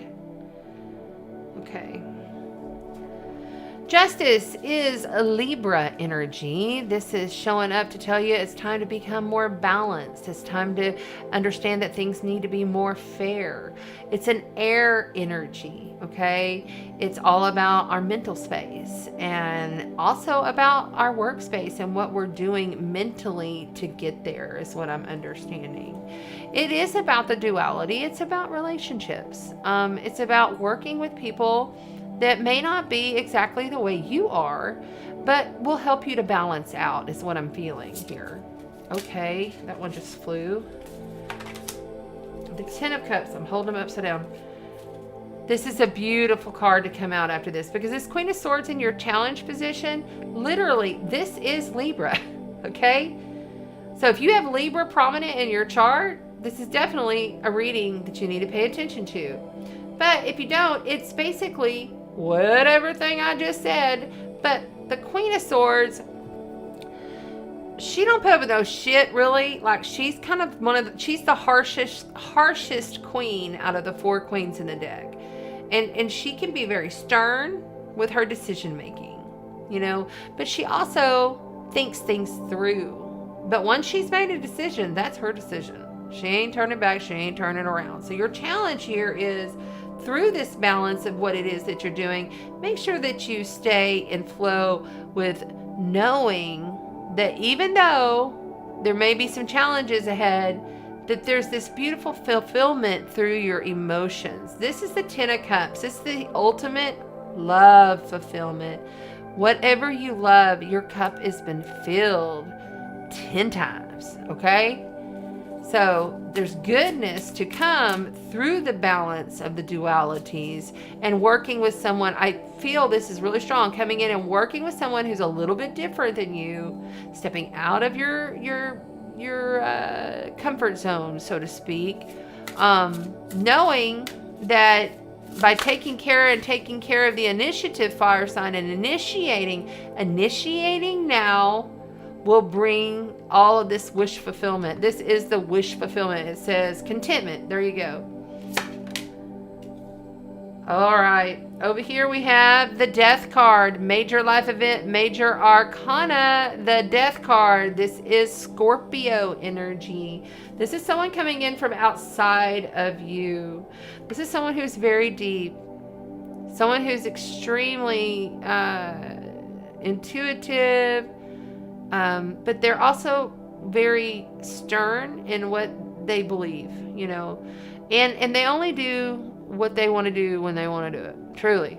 Like, if they're not feeling it, they're not going to do it. But I feel like there's a big transformation coming on top of that. If it's not a person, there's some kind of a transformation that's coming in that's going to happen through your willingness to balance things out in a fair way when working with this person that maybe, or this group, okay? It's a group, or this group that's a little bit different than what you would normally do, okay? That one. 5 of Pentacles, poverty. So the 5 of Pentacles, why is that? I don't like that glare right there. Why is there a glare? Oh, I think it's that light. I'm sorry, y'all. The 5 of Pentacles is being in lack, okay? So you can see her. She's just like at the end of the world here, and at least she has this mask, you know, but she's suffering. She's suffering.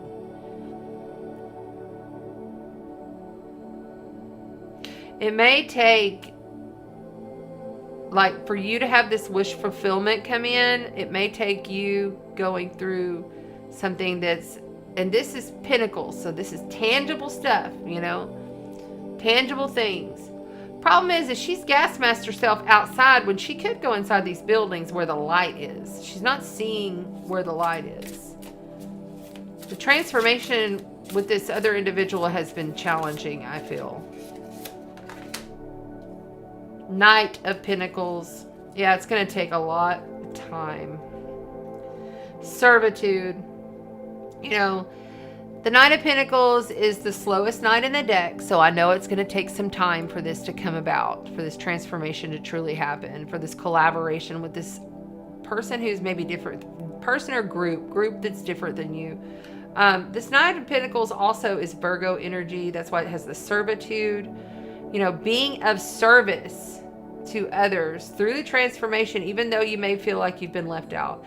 I feel like there's a feeling of being left out, and truly there's no need, because you have this beautiful 10 of Cups of contentment. It's a wish fulfillment. It's there, but it's going to take some challenges. You have the Justice Libra, and then you have Transformation Scorpio. You've got to transmute this energy, and someone from outside of you is going to be the one to help you do that. On the bottom of the deck, you have the Six of Wands. That's twice that we've had the Six of Wands come out. And here I do see a victory. I don't see pompousness here. I see that there is that deep transformation. There's the butterfly for transformation coming in after you've gone through all of this. What's on the bottom? One of Swords. Swords is truth. So the Ace of Swords is truth. It says here intellect. It's like you get this idea, or the truth is spoken, and then you're able to have your victory. So pay attention to something that someone else is telling you that comes in as a truth, and know that this is going to take some time. But in the reality, you've got this 10 of Cups, and that's that's wish come true. That's wish fulfillment. It's going to take you balancing, and you're going to have to maybe be a little stern about this situation. Let's go ahead and get you a Moonology card for the fire signs. Fire signs. Here we go, fire signs. Fire signs. Smelling cinnamon. Cinnamon. Strong ass cinnamon coming in. Whoa, it's almost so strong it feels like it's burning my skin. Oh my. I don't know what that's entailing. Something with cinnamon. First quarter moon, Gemini. Speak your world into being. Okay? So first quarter moon, Gemini. We just came out of Gemini season. So this tells me that this has already happened. This has already happened. This is already, you are very much in the know. This is not something coming down the pipe. You may very well be at this transformational stage where this other person, possibly a Scorpio, is coming in and letting you have some truth information that you know is going to take some time, and it's going to get you out of this Five of Pentacles lack state, this feeling of loss, this feeling of not being included, not having enough, not feeling as though, you know, feeling like you missed out kind of. Six of Wands is victory. You know, it's there. It's when you come in and you're like, oh my God, I have done it. I've accomplished it. And that's in the future. But I know that this is already in play here. Let me get one more. One more. There's that cinnamon. Ooh, strong. It's kind of backing off now. Leave the past behind. Last quarter moon in Capricorn. That's right. Okay, so Capricorn energy, they will continuously work towards what they know is right for them. And they won't give up on things. But once they know that this ain't right, they're going to turn their back, and they ain't looking back. It's done. It's over. So really leaving that past behind for sure. Also, let's get you a Soul's Journey card for the fire signs. Right there. Trust. Yeah, so you got trust. I accept that my inner voice will always guide me correctly. Right there. What did I just say about that? That's trust. One more. Very powerful read for you all. Honesty. I can't always expect the truth from others, but I can expect it from myself. Ultimately, fire signs, you're the only one here in this reality. Do you understand that? I mean, really feel into that. You are the only person here in this reality. It's an augmented reality. You are perceiving out with your eyes, your third eye, your heart, feeling out, creating in this reality. Trust your inner voice. Yeah. Thank you, fire signs. I hope that helped you. I love you so much. Keep that faith. Keep trusting. Knowing, I mean, you got two beautiful cards. These are two of the best cards to get right here. The Six of Wands and the Ten of Cups. You're just going to have some challenges getting there. And it's going to take time because even though Virgos, they'll get stuff done, but they've got to lay everything out and it's nitpicky. Nitpicky energy. All right. Thank you to the fire signs. I hope that reading helped you. And now we're moving on. Let me get these. Let's set these over here. Okay. We are on to what's next? What element next? Earth. Okay, sounds good to me. We'll do the earth signs next. Jerry Lynn says. Thank you, Jerry Lynn. Jeez. Five of Swords, one to pop at the very end there. That's another 5. That's change. That is difficult change. This is either you feel defeated or someone else has defeated you. And it was rough. And it wasn't nice.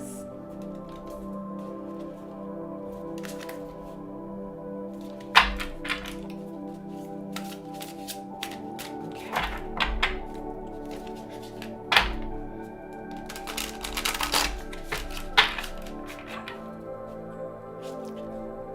I'm hearing a dog bark and I do not have a dog. Woo! Woo! I'm hearing a dog bark. Somebody's dog barking. Did you lose your dog? Somebody lost a dog that's listening to me. Their dog is coming through. It's barking. It's a happy bark. It's just bark, bark.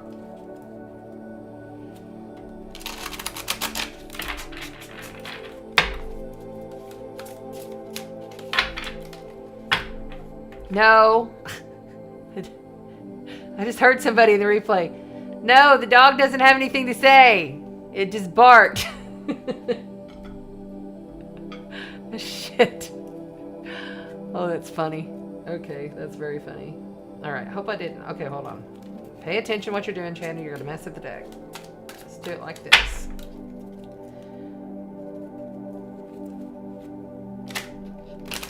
They want these shuffled. There we go. Okay. 2 wands to begin the earth sign read. 2 of wands. Right there. Okay, we're going with it. Okay. Capricorn, Taurus, and Virgo. Capricorn, Taurus, and Virgo. Grounded. Beautiful Capricorn, Taurus, and Virgo. You have the 2 of wands to begin here. And with this 2 of wands, there's a choice that's been made.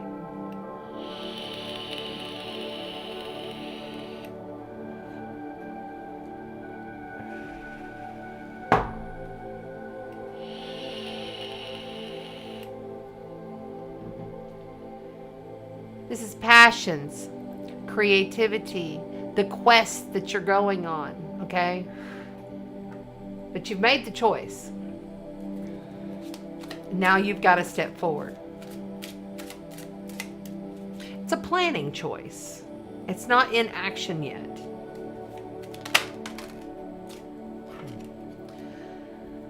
Got to walk away from something. Your challenge is to walk away.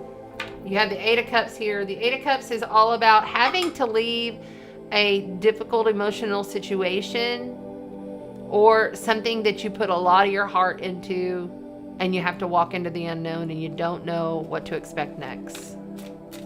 So a choice has been made for the earth signs, and you're having to walk away, and it's not an easy walk. The Queen of Cups says this is very overly emotional, and you need to learn to master your emotions. This is the thing about earth signs. Sometimes you guys are so grounded, and I mean, you're beautiful, but sometimes you have a hard time with the emotion. It's really like challenging for you. Unlike the water signs that are like, all we do is emotion, and we have a hard time sometimes becoming grounded. It's the same thing. I feel like this is even more tough, making this decision, having to walk away, because you have become really emotional and you're not feeling so comfortable in that state. Could also be high intuition, but this is emotional. All this is emotion. Am I holding this upside down? No. Okay. The Prince of Swords. The Prince of Swords is coming in from outside of you. This is an outside energy for the earth signs. The Prince of Swords is a fast communication. It's coming in fast and then it's gone fast. It comes in and it's gone. Somebody might be bringing you some kind of information, some kind of intel, some kind of something. It's something you didn't know. It's still something that you didn't know. You're going to be finding out shit from the aftermath of all of this walk away. There's something that's going to come in that you didn't know that's going to be even more emotional. So just be ready. Justice. That's twice, I think 3 times we've had the Justice card tonight. Justice, major life event, major arcana card. This card stands out, okay? This card right here is saying, no matter what all has gone down, everything will be fair. Everything will be just. Okay? Rest assured. You may even be going through some kind of court proceedings about something, because this is also representation of the courts. Okay? What's going on in the world might have something to do with that.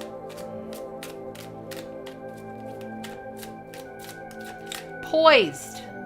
In the end, though, I feel a very poised energy, very, I can handle this energy, even though it's been tough.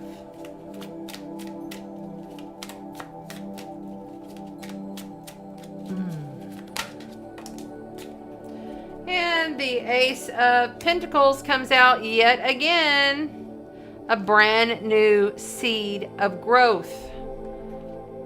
This is something that's going to be given to you, by the way. After going through all of this, something's going to be handed right to you. And then what you do with it is up to you, earth signs. On the bottom, 3 of Cups, celebration. Celebrate good times. Come on. Remember that song? That just came right on out. 3 of Cups is here. You're getting together with friends. You're going to reunion with tribe. A reunion's coming. Okay, that's good. A reunion is coming. You're going to feel that love in celebrating who you are with reunion. Okay, that's coming in. That's beautiful. Beautiful energy to wrap up this. What's on the bottom of this? So now we have a couple here. This might be a relationship, okay? This might be you and someone else is over because you had to make that choice to walk away. And it's okay. The cards are confirming it. The universe is speaking. You will be in a celebratory mode, and you will end up with a tangible new start that is given to you, Earth signs. So congratulations. All right, let's go ahead and do the Moonology deck for the Earth signs. Astrology deck for the earth signs, please.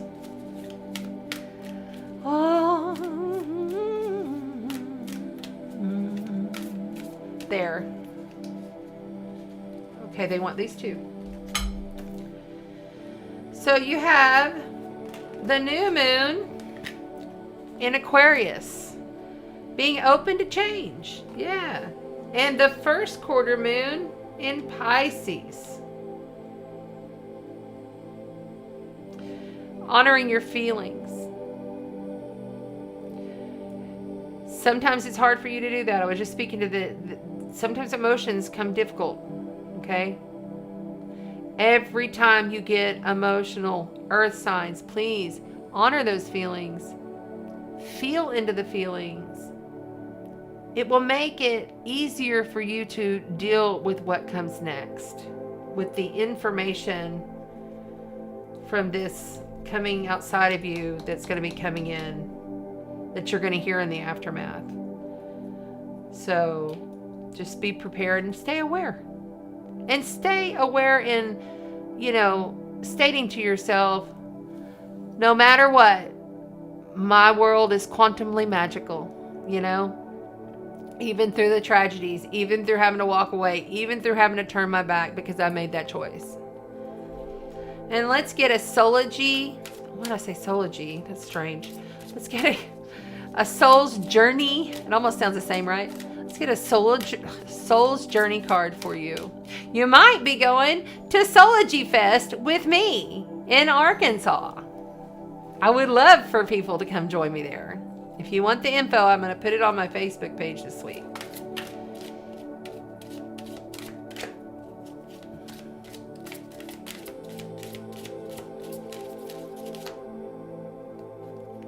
This one. Yep. Forgiveness. I acknowledge that harboring resentment blocks the flow of love. Yeah, whoever this is that you had to walk away from, whatever situation this is, gotta let it go. And just say, I forgive them for fucking me over. I forgive them for being that way. You can say it however you want to say it. But you've got to forgive in your heart. That's the main thing. And you got to know that you're not just saying it. You got to know that you're feeling the forgiveness. I truly forgive them. Because guess what? That was a mirror to myself. That situation, that person was a mirror to myself, showing me within myself what needs to be changed, what needs to be balanced and fair and just within me. That's it. Trust.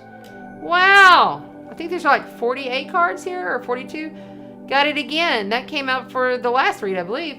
Trust. I accept that my inner voice will always guide me. Always. Look at that. Bam. Trusting. You did the right thing. You had to make the choice. Even if you find out more stuff after the fact. It's over. It's done. You're moving on. You're going to be in a celebratory mode. You're going to start something new. Thank you very much to the Earth Signs. I hope that reading helped you. I love you very much. Honor your emotions. Okay.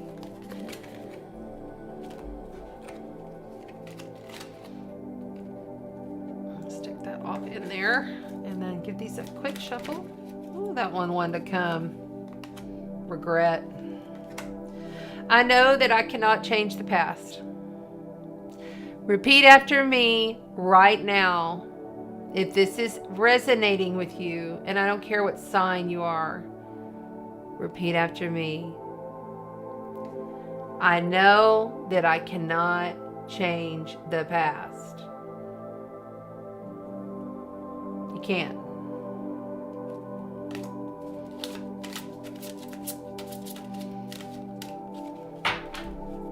It's going to be a rough week for some people. I'm so sorry.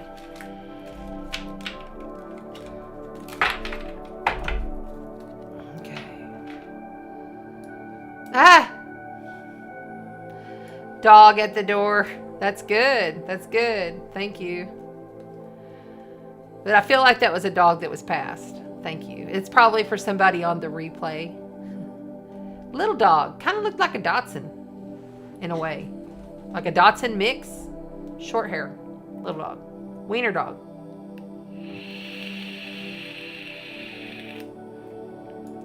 Thank you, Christina. Don't forget, you guys, Christina Kars Wellness. She is the Cancer season sponsor. Along with, you'll be getting, if you just tuned in, you'll get this crystal from me. And this Soul Helpers Oracle. Along with a ritual bay leaf and a sunstone. Come on. There it is. Okay. So make sure that you like, share, and subscribe. If you do share, by the way, you get an extra vote.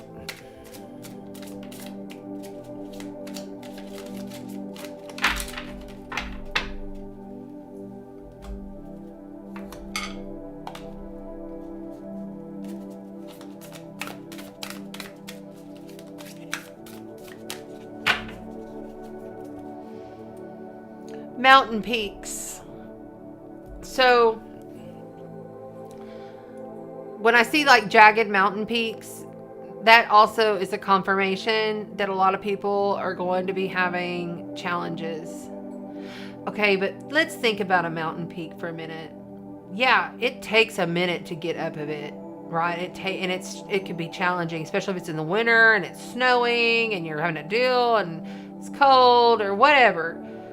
Even in the summer, it ain't easy to climb a mountain, right? But think how you feel when you finally get to the very top and that accomplishment that comes. Right now, we're looking at the long road, okay? Last month in June, and I'm sorry, I'm already moving into July because really, truly, the biggest transit of June is happening on July 1st. And this moon, this new moon, okay, it's nice and it is what it is, but it's nothing compared to this Mars square Pluto getting kicked off by the moon squaring Pluto the day before and then entering into many challenging transits in July. So just know that. Being aware of your surroundings more. That's what I'm hearing. Being aware of your surroundings. Being so aware that, you're not missing anything. You're staying on top of your game. But you're moving forward knowing that you're going to get to the top of the mountain, that you're going to get to that vista, right? Okay, what sign? Let's see.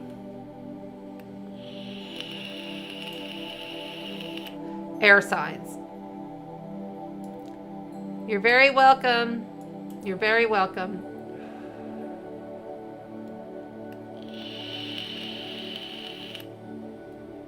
Rhonda Lynn, you up in the house? Yay. So glad you're here. You'll have to go back to the beginning because look what I did. This is how I started it.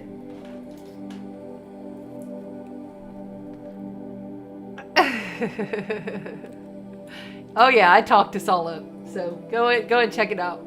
All right, so we are on to air signs. All right, let's start with the air signs then. And air is beginning at, Jerry Lynn, you're so good at that. Thank you, my dear. 206. Air signs, air signs, air signs, air signs.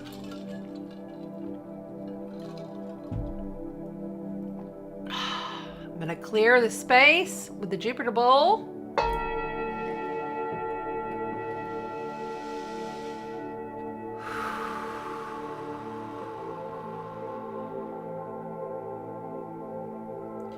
We are speaking to Aquarius. Don't forget, we're entering a new age. We're in the corridor of the Aquarian age. It's a brand new age, okay? So all of this upheaval that we've been having, since 2020 is for good reason. To get us where we must go. Okay? Gemini. Gemini, I bet you're just loving having Venus and Mercury there in your sign. I'm sure that you are highly communicative and feeling the love. Remember, you just have a little longer until Venus moves in. Mercury next week on Tuesday is going to move in and leave your sign. So take advantage, because that's your ruler, and it's your power up for your communications. Anything in communications, really good. And then Venus is going to move on out of there as well. I think it's on the 4th of July. Yes, they happen on the same day. Or is it that Mars? No, that's Mars. My bad. Mars is about to leave. So, but Venus will be there for about another week or so. So enjoy that. Go get a makeover. Best time if you're Gemini. Okay, and then we have Libra, the lovely Libras. Lots going on to oppose you. Lots going on to oppose you over in your opposing sign of Libra. Of Aries, Libra. I'm getting a little giddy here for some reason. That's kind of... Let's see what's going on with you air signs. Okay. I'm not taking all those. I'm sorry. But I will take the one that landed on the board.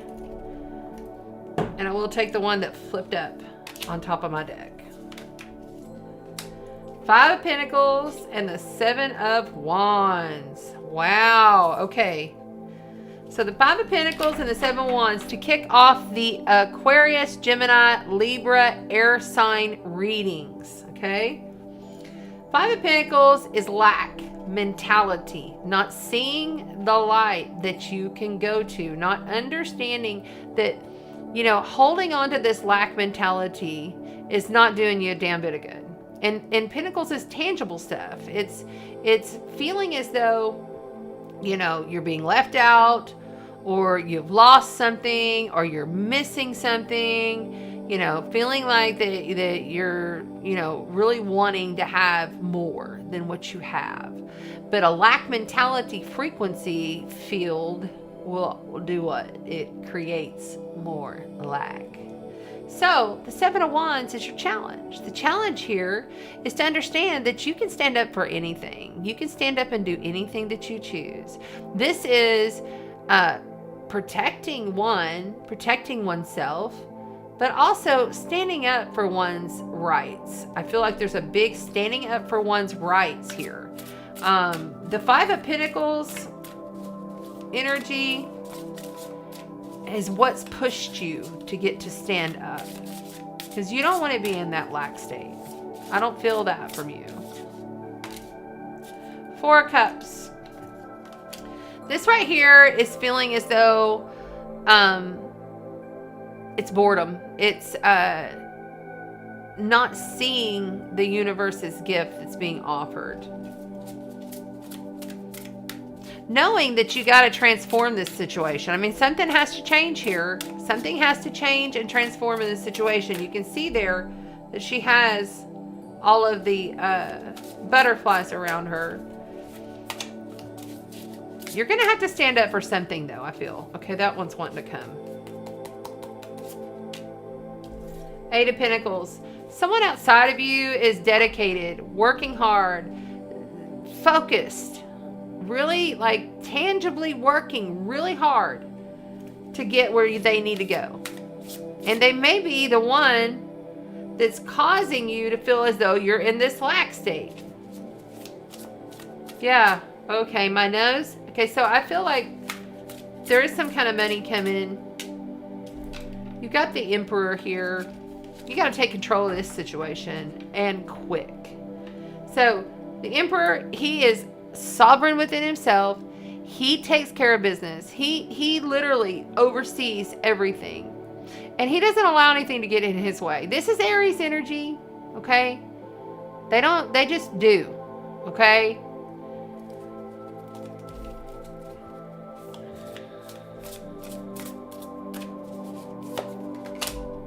And the Seven of Swords. Golly, see, when this came out, I saw the Seven of Swords, and I was like, ooh, I'm glad that's not the Seven of Swords. Seven of Swords. Lying, stealing, cheating, fuckery card up in the house for the air signs, okay? So look, if somebody is not on the up and up, not telling you the truth, making you feel like you have all of this lack, but really truly knowing that the way you have to do is you have to stand up. You have to stand up for yourself. You have to stand up for yourself. Something is not working here. Something is not working. There is an outside energy here that they're just dedicated to something else, I feel. Yes, okay, thank you. They're dedicated to something completely that is not working for you. You're gonna have to be brave. You gotta be courageous. You're gonna have to stand up for yourself. You're gonna have to be the damn emperor. Study Aries energy. If you don't know what Aries energy is like, I want you to go look it up and study it a little bit and be more embodied of that energy. The Seven of Swords, this is treachery. Look what it says, treachery. It's treachery. On the bottom of the deck, you have the King of Pentacles.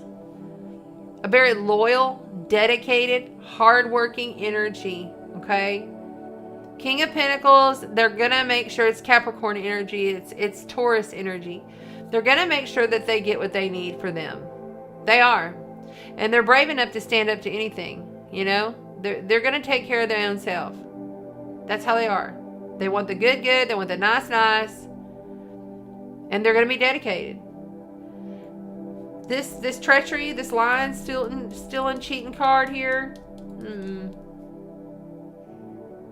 Whoever this is, I feel a very negative energy now because I felt like maybe they're the ones putting you in lack, and now I know it.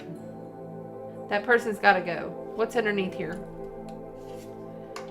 The Ace of Pentacles. You cannot make this shift up. You cannot.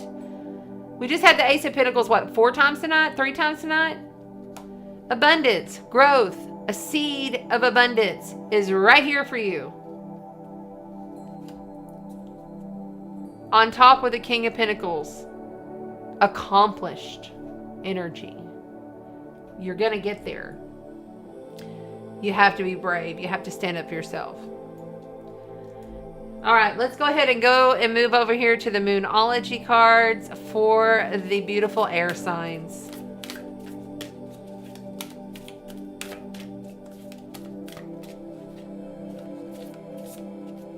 There. Oops. Breathe through the tension. Full moon in Scorpio. This is an intense energy. Intense. You're gonna have to stand up for yourself, though. I feel that is the biggest message to send home. No? Okay. And I'm getting like tingles and tones over here on the dark side.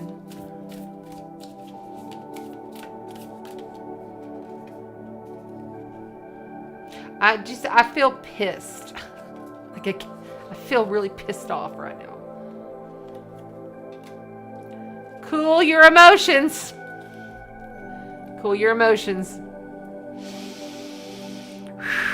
Step into nature. Get some sun on your face. Take a swim. Get in the flow with water. Take a salt bath. Step away from the tense energy. Because it could be combustible this week for sure. Okay, and then we have for the air signs a soul's journey card, please. For the right there. Perseverance. I know that I can do whatever I set my mind to. That is the King of Pentacles energy right there. And the Emperor's energy. And the Seven of Wands. Bravery, committed, diligent, do what needs to be done, even if it's challenging and there's a bunch of trickery fuckery going on.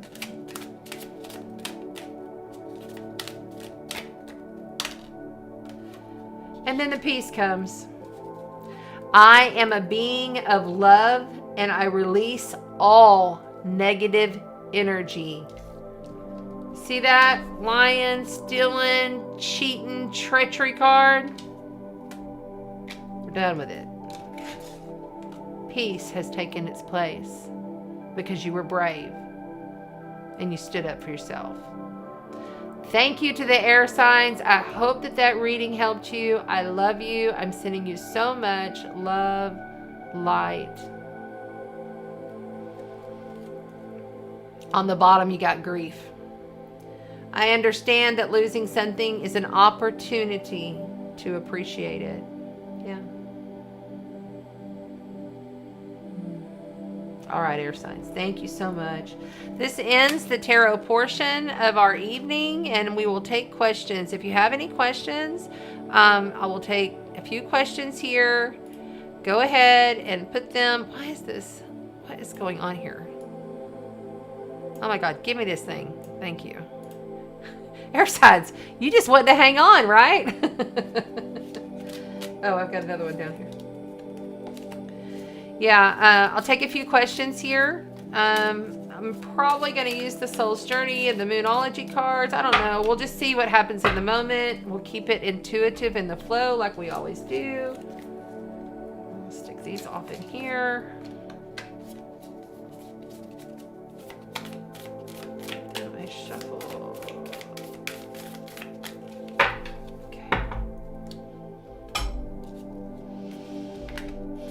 Yeah, but that abundance really wanted to show its face again for you. To let you know you've got a seed of growth. It's going to take time. All this is going to take time. We're no longer in this like immediate flow here, you know?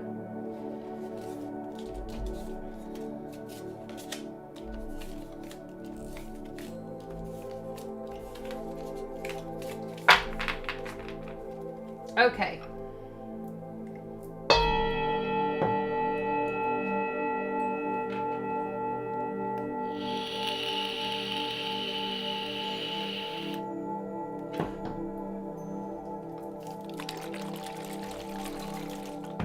I need water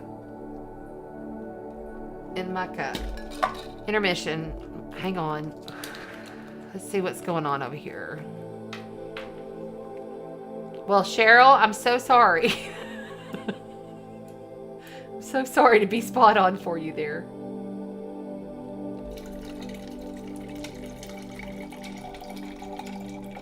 I like that. Rhonda Lynn just mentioned that she went through a sense of lack yesterday and woke up this morning with a renewed, that's good. And that's what we're going to have to do because there's more of that kind of energy coming, you know.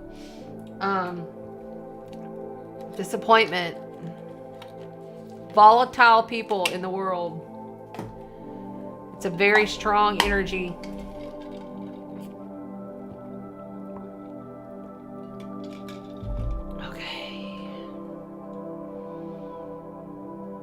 Cheryl says, yes, I'm a being of love and I release all negativity. That's right. Everyone needs to say that. That's a good mantra for us to hold with us as we traverse in the United States this holiday weekend leading into a very challenging Independence Day solar return for the United States, followed by the second Pluto return, this time retrograde.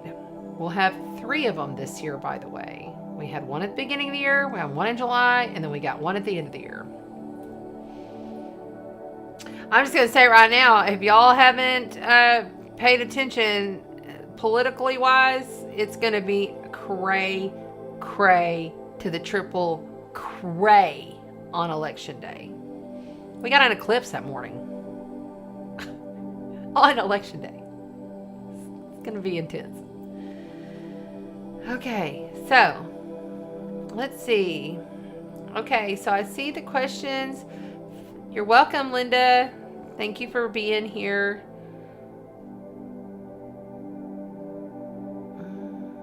Okay, so feeling something going on in my heart here. Okay.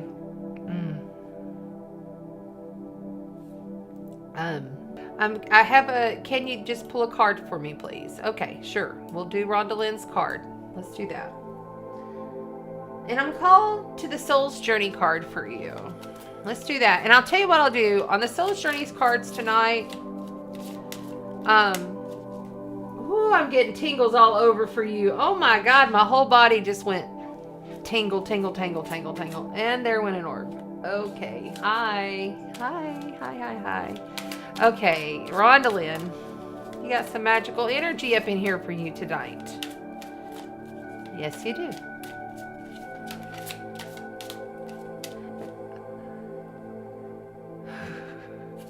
Okay. I just saw feathers flying by. Okay.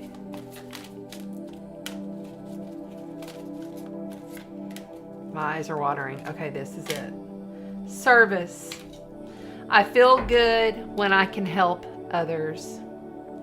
You know what? And I'm being told to just give you this as well. And I'm going to read from the book for you on this one. Because I feel like that's what they're calling for. So let's just look and see what it says. Remember, if this hits your heart, because we're all one, remember. Okay, this is also for you. Here we go. Service. One of the most evolved gifts that a soul possesses is giving of itself. There is a reason why it feels so good to give. It is because your soul resonates with that vibration. Your soul should be aware that it might currently be in a situation in which it needs to be fulfilled on higher levels. And this can only be happening through the attribute of humbly serving and supporting others. Put yourself in a position in which you can benefit another soul in any way possible and demonstrate unconditional love towards others. It might mean bringing yourself into your heart space and letting everything you involve yourself in come from an attitude of giving freely. You have to learn to direct your green heart light energy through all of your thoughts, actions, and deeds. Look around and see where and how you can serve another. Perhaps one way would be asking a friend if you can help clean up his or her office or run some errands, maybe volunteer, watch your neighbor's kids, yada, yada, yada, da, da, da, da, da. Make a meal for someone who might be sick, volunteer in a hospital or hospice, perform an activity that enriches someone else's life. And then imagination. I embrace and nourish the creative aspects of my mind. That's very much in line with you, Rhonda Lynn. And just keep on continuing on and look to see how other ways you can be of service. And just really what I was hearing like throughout that whole thing was, in my daily walk, I am of service. Please remember, service to self, then others. All right. Thank you, Rhonda Lynn. I hope that you enjoyed that. I hope that helped you and resonated with you. Very good. You're welcome.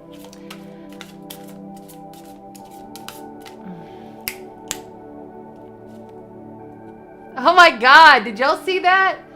Holy shit. That was a big one. There's like 2 orbs flying around in here. I hope that got caught on camera. Oh, my whole face is tingling. Ah, la la la la. Rhonda Lynn, what'd you send? Oh my goodness. Okay, hold on. Stop the bus. Okay, I'm going to clear the space. I'm going to clear the space for the next person. Thank you. Thank you, Rhonda Lynn's gifts, spirits.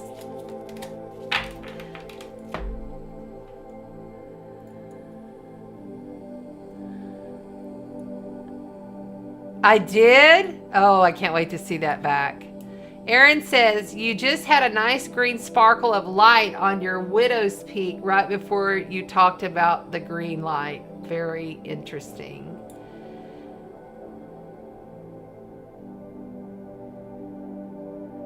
Oh, good. Oh my goodness. That's twice. Okay, Let me get back where I'm at. Whew. Okay.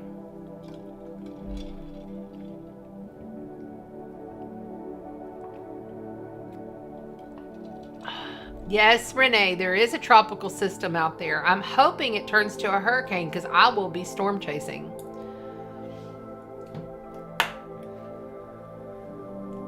All right, let's see here. Okay, Benjamin looks okay. I want to make sure I've got everybody in order here. Let's look. We have, and remember, I don't just have YouTube, I have Facebook as well.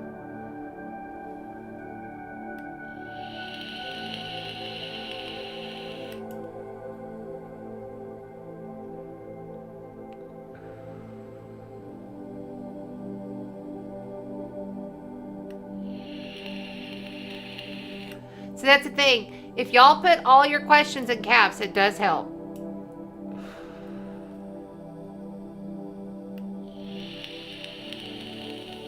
Okay, Jerry Lynn has one. She says, and I'm taking them as they come. Jerry Lynn says, should I try teaching again?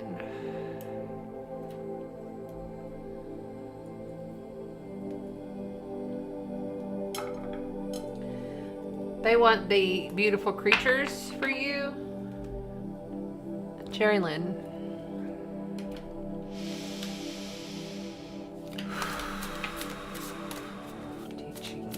Teaching for Jerry Lynn.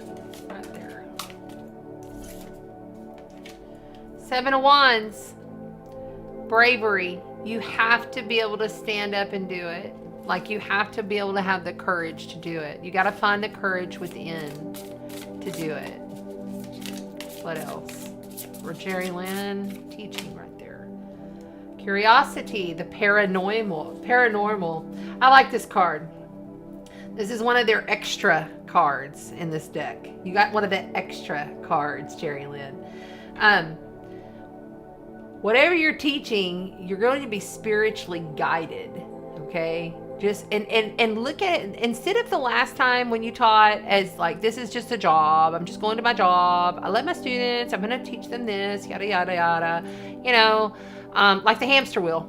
Remember the hamster wheel? And I'm seeing the chart wheel in the back. Remember the hamster wheel? Don't do it, don't look at it like this. Oh, my third eye is like frying over this, like super hot tension for this. So this is telling me that you definitely should do it, but you've got to do it in a different way. You've got to do it at a soul level, energetic level from the get-go every day. If you do. Final card. Final card right here. King of Swords. Well, the King of Swords is the king of all teaching. I mean, it's logic, it's balanced, it's communicative, it's talking, it's mastering the mental area, and it's air energy. And aren't you an Aquarius? Yes. So there you go. I believe your answer is yes, but you have to have the courage to do so, and you must do it in a more spiritual way. All right? I hope that helped you, Jerry Lynn. On the bottom, you got the Knight of Wands. What is your desire? Passionately and creatively. And the Knight of Wands is a fast knight. It comes in quick. If you're going to do it, you need to initiate. All right. Thank you. I hope that helped you.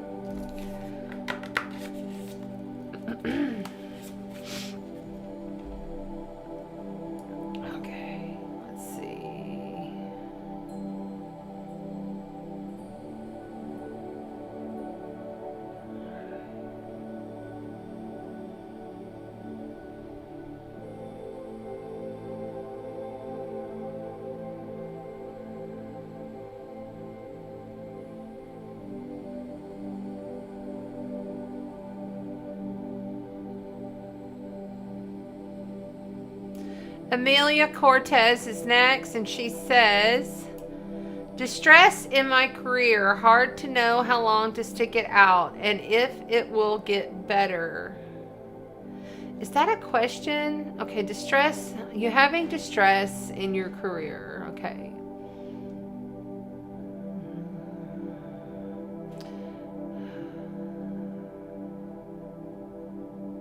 I feel there's going to have to be a change. But let's go ahead. I'm going to pull from the Moonology deck for you. But I immediately saw the number 5, which means change. Shifts. Cards are jumping out of my hands. Amelia. Work situation. Please, Amelia.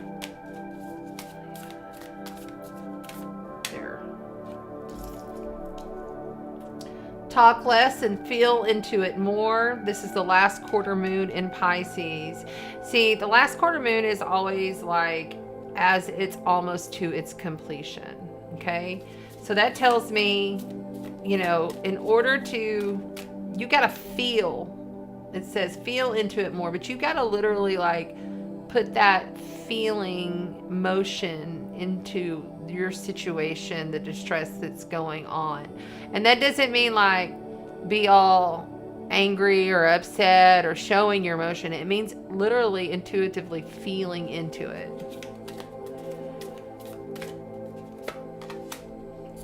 I think I'm holding them upside down. First quarter moon in Taurus is release control. That's right. You know, this is the thing. You can't control other people. You can't control what they say, what they do. That you can't. But how you control your frequency field, how you are vibrating, is what sets the standard for everything around you. Feeling into it. Am I doing for myself? Am I taking care of myself? Am I going on nature walks? Am I grounding to the planet? Am I feeling into what my frequency, what my field feels like prior to going into any situation? Because that is what's going to set it all in pace.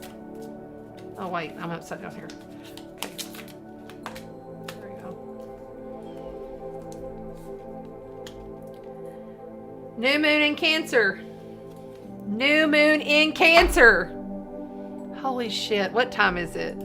Let me see. Oh my gosh. We just had the new moon in Cancer, y'all. Like literally. It's 9:45. We just had it minutes ago. And we got the new moon in Cancer here for Amelia.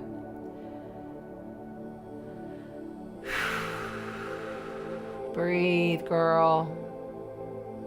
I still feel a change is coming. I still feel very much like, you know, there's only so much you can do with this. Work on yourself. Feel into how you feel, what your frequency field is putting out in order to make this decision. New moon in Scorpio. Go deeper. Things are happening on a quantum level for you and you're not giving it enough of your attention. You know, you have to really work. I didn't just, yes, I was born this way. Like I saw things and stuff when I was a kid, but then when I was a teenager, I did a bunch of drugs. I escaped. You know, I ran away and joined the Navy so that I could get near the sea and get out of the desert of West Texas.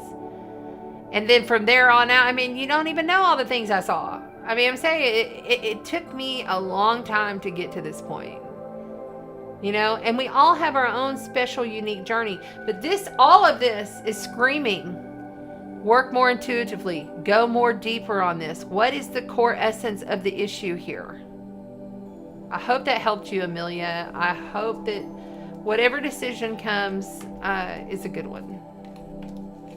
Shifts are in the cards. Okay.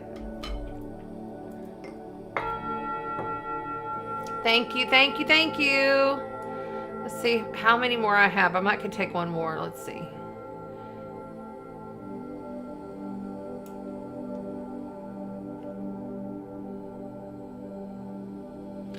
You're very welcome.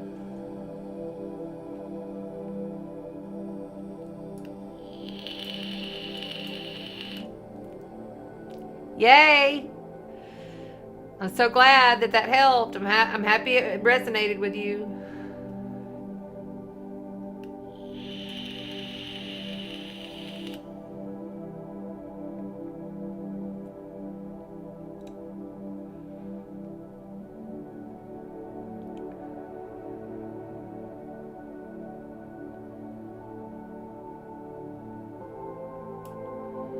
Benjamin girls, you will be the last question tonight because we are running into the almost third hour here.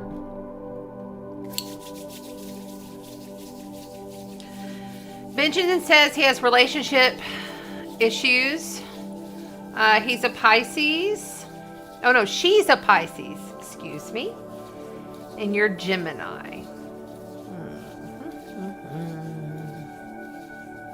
Well, first off, astrologically, Pisces and Gemini is water, Pisces, and air, Gemini. But you are both duality, okay? The two fish swim in opposite directions for Pisces. And then you have the man and the woman, the twins, you know, for Gemini. So you're the only two signs that own an archetype of duality. So that instantly tells me that there's going to be duels. Instantly, just educationally wise. I feel like we're going to pull for Benjamin. Okay, that one's wanting to come. Okay. Three of Swords, Heartbreak. This is one of the most difficult, challenging cards to get in the deck, Benjamin, and I'm sorry that that fell for you. But remember, Swords is intellect energy, which is air energy, which is your air element of Gemini, okay? It's all about thinking, communicating, playing things over in your mind. But this is so difficult and challenging and hard and stressful on your mind that it affects your heart, okay? It literally feels how the card looks. This is one of my favorite depictions, one of my favorite decks for the depiction of the Three of Swords. So sorry. You have the Prince of Wands here. Yeah. I feel like, you know, there's been a lot of passion. Prince of Wands is very passionate energy. I mean, it's hot. You know, but it's a fast in and out energy. A lot of the time, if I get a love reading and the Prince of Wands comes up, it's a flighty energy. It's not something that you can trust. Not so much trust. Yeah, okay, trust. But it's also like, it's almost like the frivolous playgirl kind of energy, frivolous playboy energy. Really hot, you know, great communication, you know, laughing, go lucky, having a good time, you know. But when you pair it with the Three of Swords, it tells me that it's not something that's lasting, unfortunately.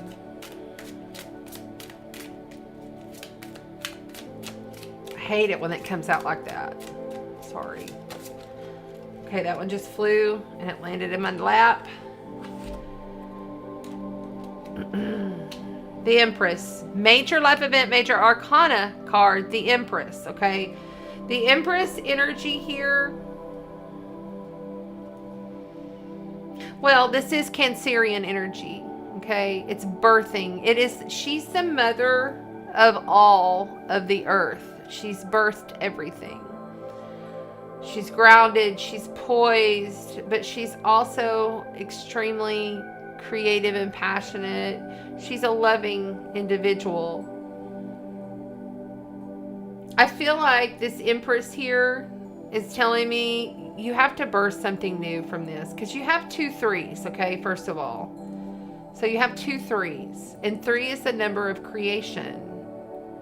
It's time to birth a new creation, and you may need to leave quickly, leave out of this situation.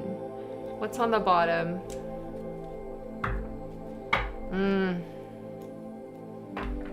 On the bottom here you have the 5 of Cups. Another very difficult heartbreak. Sometimes I get this card if someone has like passed. It's so difficult, especially when you pair it with these two, okay? Because this is walking away. This is the heartbreak card. This is needing to leave, and even though you're super emotional, even though it's super hard, even though it's super challenging, having to leave to find a better location. Knowing that that location that you get to may not be easy either. I feel so bad. I almost want to give you a little hope. So we're going to go ahead and try to pull from the Soul's Journey card and see what we get here for Benjamin. Benjamin the Gemini right there. Change. I saw the fives earlier. Change. I understand that nothing can grow or evolve without movement. Movement. Movement. Heartbreak. Birthing something new. 2 3s and a change. All right, Benjamin. Have a good night. I apologize that the energy is what it is. You know, I wish I had better news for you. But sending you so much love, okay? Good luck with all that. All right, that is going to wrap up the evening. Thank you very much, everybody, for coming in and joining us. Thank you so much. Thank you, thank you, thank you. You know, I just love being with you. And as we're going into this challenging period, breathe, tone, sing, dance, do whatever you got to do to raise your vibration every single day. Be doing your energy hygiene in the morning. Set your day to pace, okay? And then at night, be doing your clearings and your protections before you fall asleep. Very important. Okay. You are so very welcome, Erin. Thank you. It's been a very cool and energetic night. You are correct. And I appreciate it. And thank you to the moderators, the groups, and all of the lovelies in the YouTube replay. Make sure you comment to get in on the replay videos. On the Cancer Seasons giveaway. I love you so much. Lots of love to you. Gratitude to everybody. Yeah, it's so nice to see everybody. You're very welcome, Amelia. You're very, very welcome.